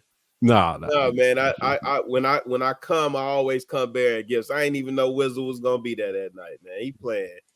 Yeah, but Wizzle a big nigga though. That's a big nigga. Really, he's a hazer. I'm glad he didn't play as no fraternity. He'd be a hazer in jail right now. No. I wasn't even drinking. I wasn't drinking none of that, man. I just, I come bearing gifts. That's all. They had a dope show, man. I really like that. Really like that. We got another one from Carlton Phillips. Carlton Phillips. Shout out to Carlton Phillips with the 10. How do you get in on these video calls with these topics? I'm gonna send you the Zoom link for next week. I don't know, JR. How you We used to take calls. Like the first year we did it, we took calls for maybe the first 6 months, and then we stopped for about a year, and then we did it for another 3 months, and then we stopped again. So to the guy that's asking about the calls, it just because we talk, there's so many of us on the panel and we talk for so long, and we typically like to be done by 10 o'clock or at the top of the hour where we are right now. The calls make the show go to 3 to 4 hours, and so that's why we don't really do it. To answer his question, and a lot of you niggas weird. No, I'm just playing. Weird. All right. With that being said, man, great show, man. Great show. Good job, Marcus. Good job. Good job, Marcus. Hey, I appreciate y'all working with me. I appreciate y'all being patient, and y'all made this a easy experience. Real easy. I was kind of flustered with the little controls, but yeah, I appreciate everything. I definitely appreciate you, brothers. All right, we got another one from the infamous Eli. 499. Good convo tonight. Salute, brother. Appreciate it. And I appreciate y'all sharing y'all stories the way y'all did, because y'all, you know, it's when you on a public platform, it seemed kind of odd to open up, but it don't feel like a public platform when you engaging in a conversation. I almost slipped and said something earlier, and you got to remember you online sometimes. Online, boy. Yeah. Yeah, great questions, Marcus. Great questions. I appreciate it. For sure. All right, let's make sure we support each other on the platform, man. Y'all make sure y'all follow everybody. Go to the IG. It's where you can mostly find links that can direct you to whatever it is that they have going on outside of here and on YouTube. Hit that like button. Also, make sure you subscribe to the channel. Another bang in the books. Appreciate you, gentlemen.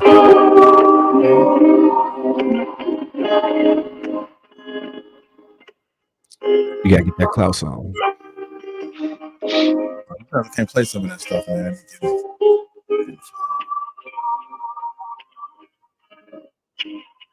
I'm supposed to press a button? No, I got it. Right here. No, we need that. Hey, put a 1 in the chat if you ready to see JR drop this King Talk merch, man. I've been asking for King Talk merch for 2 years, man. We need some King Talk tees and hoodies. You know what I'm saying? King Talk snapbacks, dad hats, trucker hats. Y'all get on JR head top, man. Y'all been letting them rest too easy without this merch, man. That'd be cold. Like if you had a Chess King piece with a microphone to the side of it or something. Like King Talk. Like you might got to sketch it up for on me. the hat. Don't let nobody steal that idea, man. Yeah, that's pretty nice. That'd be decent on the fit on the side, like $150 kind of. Yeah. Oh man, that'd be cold. That's why I'm trying to get in Chicago back now. Right. Everybody did. $150 was only here, huh? That is true. Probably it was. Midwest, probably throughout the Midwest. They was big for a good minute though. Yeah. How hard do you think it is to work through emotional trauma with somebody that you really want to be with, and you feel is worth working through to get them to a point where y'all can have a reciprocal, successful relationship? It's a lot of work, man. Very difficult. That's a lot of work. That's a lot of dedication you got to put in. It's got to be. You already have to be at a certain level with somebody, a deep level with somebody, before you're able to really make that decision. Like, hey, I'm really going to work with you to get you where I need you to be. Because honestly, like, you already got to be pretty much, in love with her damn near to want to have to do that. If she checks all the other boxes for you, but there's one big box that hasn't been checked because of some of the things that she's been through, and you're like, I think I can be the one to help her through, and you want to end up with her, I mean, that's cool, but it's a lot of patience. A lot, like, you might want to get professional involved as well too, because at the end of the day, they shouldn't be working on that stuff to be with you. They should be working on that stuff for themselves. Yep. So you gotta be mindful of that as well. They gotta want that for them, and they gotta work on that on their own, and then you can work through some things, because it's gonna spill over into your relationship. I've done that a couple different times, and I've helped them grow, and they became better people later on, but I didn't end up with them just simply because it was just too much strain on the relationship at that time, for it to be sustainable, we had to be separate, and they had to really work on it and really want it. And then once they worked on themselves, we still stayed cool. And I've seen one of them in particular, like, all right, you're now the woman that I always saw that you could be. You know, so the potential that I saw in you, but it's already been a certain amount of time, and we've been through too much for me to want to even come back to that. So I would say, yes, you could if you wanted it bad enough, especially if you're already attached to that person, already married to that person. But if you had a choice, I would say, hell no. I always say, never at the expense of myself. So once it starts to take away from you and your normal functionality, then yeah, that's beyond the threshold. If you could manage and you could, because I understand that we all have our shortcomings. We all have our disadvantages. We all need help in some areas, right? And a lot of us is trauma, mental issues, different things. And, I've dealt with a lot of people like that, whether it been in relationships and other things. And you just have to understand yourself and your thresholds. You have to understand that the level of patience, right? And what you can handle, because you can't ever invest so much into someone that you're holding the bag now and you have nothing to show for it.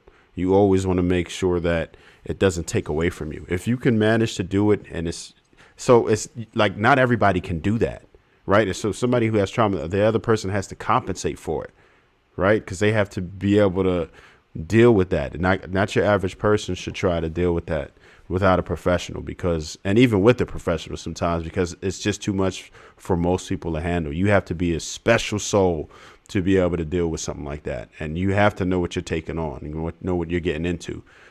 And there's no turning back, really. You know what I mean? Because once you try to bail on them, oh, man.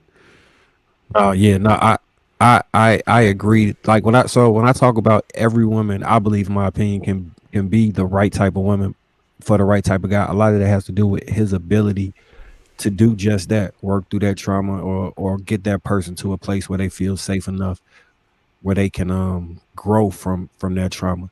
And to piggyback on that, when do you think is an appropriate time for somebody to let you know about their trauma within a relationship? Is it when you first start? Is it that's kind of touchy. Once you decide you're going to get serious, right? I had a question for you, though, Marcus. If you say that, you say so you could pretty much get any woman right. Would you take a woman with a 700 body count? Would I take her? No, but could I take her and make her a wife? Well, why not? I believe I could. But why not? So I hate to put it like this, but it's like asking me, do I want to eat hot dogs off the ground when I already have the money to go to Ruth Chris? If I was homeless and I had to eat the hot dogs off the ground, I would. But if I got the money to go eat the food I want to eat, I'm gonna eat what I want to eat. Yeah, so that's a good point. So Marcus, if that's the case, why would you just make anybody fit? You know what I'm saying? Like you said, you could make, anybody be who you need them to be if you put enough time and effort in them to work with them and whatnot. I'm saying if you got Ruth Chris money, why not go get the tomahawk steak? Why waste your time with the hot dogs or the hot dogs on the ground or the spam? Like for what? You've already elevated past that. You're dating with attention. You're looking for your wife. Your wife is at Ruth Chris. She's at Steak 48. She's not going to be the hot dog on the ground because you've grown past that. No, I've said this before when I was saying that it's kind of a double-edged sword where it's like being rich. When you're rich, you get things for free. Like the people who have the skill set to probably manage and make anybody the type of partner that they want, also usually are in a position where they don't have to take just anybody, where they can be as picky and choosy as they want. And part of that is them having a skill set, which they will not have to use, similar to like being rich and not having to spend your money, but still getting everything comp to you. It's weird how I reject that premise though, because the person to mold somebody into what you want, number one, they have to acquiesce and yield to your authority or ability to do that. And then number two, there is nothing that will ever trump that self-worth. That is the hardest work on the face of this earth any human being will have to do, is that self-worth. And I can never want it for you more than you want it for you. So if she's not, because I'm thinking about what you're saying, because these are conversations that I'm having with my son now. My son's engaged, right? And so congrats. Yeah, thank you, brother. But I'm having, well, it's kind of stressful because I don't want him walking into this lightly, right? And he has to know he's responsible for covering someone's daughter. She's going from covering to covering, right? So I have to impress that on him, but I also have to, and the young girl, she's a lovely lady, but I'm thinking about, like, if that was him, would I have him invest that much into her, right? Knowing she needs that type of work. And I would, she'd have to see that individual, period. Even for me, at what I know now, that individual would have to see a professional. There's no way I'm doing all that heavy lifting. I have enough on my plate just dealing with me and my mental. You know what I'm saying? So to be clear, the reason I'm wording it like that is out of necessity. I don't think I would, if I wasn't able to get the type of woman that I wanted, I don't think I would prefer to go through life single, childless, without a family. I know for a fact I wanted a family when I was young. I didn't know exactly what that makeup would look like, but I knew that. So if I did not have the options that I ended up having, I think I would have figured out a way to make whatever options I had work. So I'm basing it off that premise. Yeah. So Marcus, who are these women for? Let's say who are these women for, right? That come with that much damage. Who are these women for? Who should these women pursue? Who should they look for? So that's back to the original thing. The men who more than likely would have the skill set to work through that trauma with them probably won't be trying to date them for real. And the men with the least amount to work through it are probably their real options, which is why they be in relationships with men that they run over, disrespecting, usually end up cheating. But that's going to create a horrible dynamic, though, right? That's going to create a horrible dynamic. So are they just inherently doomed? If we're looking at it in that sense, because the only people who would accept them are people who are at least as dysfunctional. I'm not saying that people are dysfunctional. So, like, all right, people hate using this word, but like, if you look at like a sexual marketplace, right? So say on the marketplace, you were a 4 as a man and you strongly desire a 9. You don't exactly qualify for one without some extreme situation going on. So within there, that would be how you would acquire that 9. And you would have to do a whole lot of extra work in order to get her to a point where the relationship would be worthwhile. The issue is, if you were 4, you probably don't have the skill set to do the work to get her to that point. You see what I'm saying? So that's exactly it. That's why I posed the question. I don't even think the relationship. Single. What'd you say? I don't even think the relationship would be worthwhile. I just think that he'll have a 9 on his arm. That's it. Like, that's what it comes to. He's gonna have a 9. That's what he's gonna be, with a 9, and that's it. But all the other emotional damage and other things that you have to navigate through, like, is that the best quality of life for that guy? You know, I don't know. I kind of make the equivalent of like on the football team. Like, if you have a star player, but yeah, he's repetitively hurt. You know, kind of like I can use basketball. Kind of like how AD is when it comes to the Lakers. Like, if he's always handicapped and he's always hurt, you know, but you're paying him all this money to be on the team, how can he help you win the championship if he's not on the court? Like, he looks good. It's great. You know, it's great to have him on the squad, and he's a championship type player when he's in the game. But when he's injured half the season, he can't help you. He can't do anything. So I look at that 9, like, she might be bad. She might be fine. She looked good walking around and being on the sidelines and stuff. But when it comes to being in the game, like, how supportive is she of you? Like, how does she support you emotionally? Because you're always putting all your energy and dealing with her emotions and how off and how unbalanced she is. Like, I mean, is there really peace in your house? Because you might come in the house one day and she might hit you upside the head because she mad about something that don't even make no damn sense. That because she's erratic or she's paranoid or whatever the issue she got to work through. You know, you were gone for so long, I thought you were cheating on me. What? Like I had a blowout. I was stuck on the highway, hun. Like that's why I'm late for dinner. Like it could be anything, man. Like that is emotionally draining and stressful. If you want to live that kind of life just to have a baddie, then bro, you can have it. I mean, but and be mad, and that brings us right back to what we were talking about, where it's at the expense of myself. Because those men can't afford to invest that much into a person. Don't want it. So that still leaves it open. Who are these women for?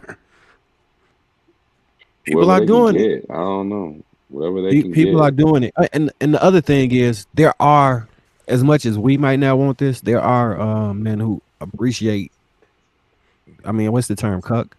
There are people who like that understanding. So it does not bother them in any way, shape, or form. Do I think it's somebody for everybody? I don't know. I think that everybody could work some type of deal out with what they got. I mean, we all got a hand of cards. You got to figure out what your cards can buy or what your hand what hand you can win in, and try and work your number the best you can. Some people gonna have a loving, beautiful wife. Some people have 3-4 loving, beautiful wives. Some people, you know what I'm saying, gonna have to settle for a girl that kind of like them and figure out how to just make that work, and it just won't be the relationship that they dreamed of, but they still can get to a family. I think it's a solution everywhere. It might not be ideal, but I do think it's a solution everywhere. I wouldn't personally, and just my personal opinion, the way I think about family and pushing my life forward, I don't think I could die single with no kids. I don't, and I wouldn't be in a situation where I just had like kids scattered around. So I'm working from that framework and metric when I think about it. Okay. Legacy. Yeah. I think we're gonna head out on that note. Kind of like dead air right there. My life. I was like, what? Yeah, you know, oh, Jane, go ahead and get up out of here. Okay. Tell Martha I say hi.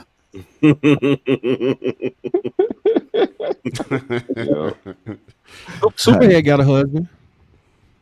Does she? He's a cock though. Does she? Who she talking married? about? Eddie Winslow?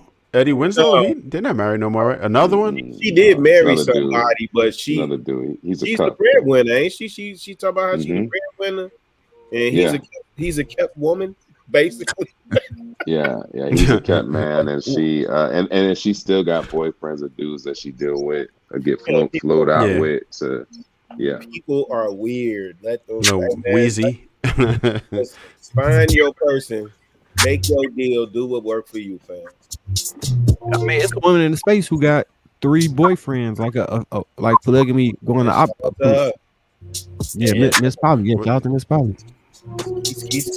Shit. Party, what up, Joe? Polly, what up? Just call out. All right, y'all, man. Y'all enjoy y'all night, man. Appreciate you. Y'all take care. Peace. Later. Get y'all beards right. I resent that because I don't got a beard. To read about it, say you wanna beef about it, we gon' come and see about it. Black the niggas read about it, extra read about it. Say you wanna beef about it, find out nothing sweet about it. Black the niggas read about it, extra read about it. Say you wanna beef about it, we gon' come and see about it. Flex the niggas read about it, extra read about it. Say you wanna beef about it, find out nothing sweet about it. Look, I'm out like 3-6 pulled up, ski trip cold winter. I'm eating good. I remember when we had no dinner. West side, east side, no side, both sides. flex with me. Check, coming, check, leaving flex. Season 12, come and get me. Yeah, the run around, high speed, chasing all the big bags. Bending corners, bending rules, bending necks, give the whiplash. Slide through hot night, warm butter storm, gutter drain lane. Young man, old habit, still let it, tryna let my chain hang. True story, new story, 2-story, condo, B&B. 4 bath, 1 me, no key, like I did a B&E. Me and me, so good, so hood, so not worried about it. 250,000 new views, old news, know you probably heard about it. Extra, extra, read about it. Headline, word around town, flexing. Falling on my course, the I ain't worried about nobody out of bounds, stressing. Feeling like Hercules, murder these ain't a problem to me. Tried to tell the maid service don't come unless you bring it, condoms coming. Flexing like discreet about it. Extra, extra, read about it. Say you wanna beef about it. We gon' come and see about it. Flexing like discreet about it. Extra, extra, read about it. Say you wanna beef about it. Find out nothing sweet about it. Moving, shaking, coming down to me. Stacking, racking, money, power, flipping. Moving, shaking, coming down to me. Stacking, racking, money, power, flipping. Moving, shaking, coming down to me. Stacking, racking.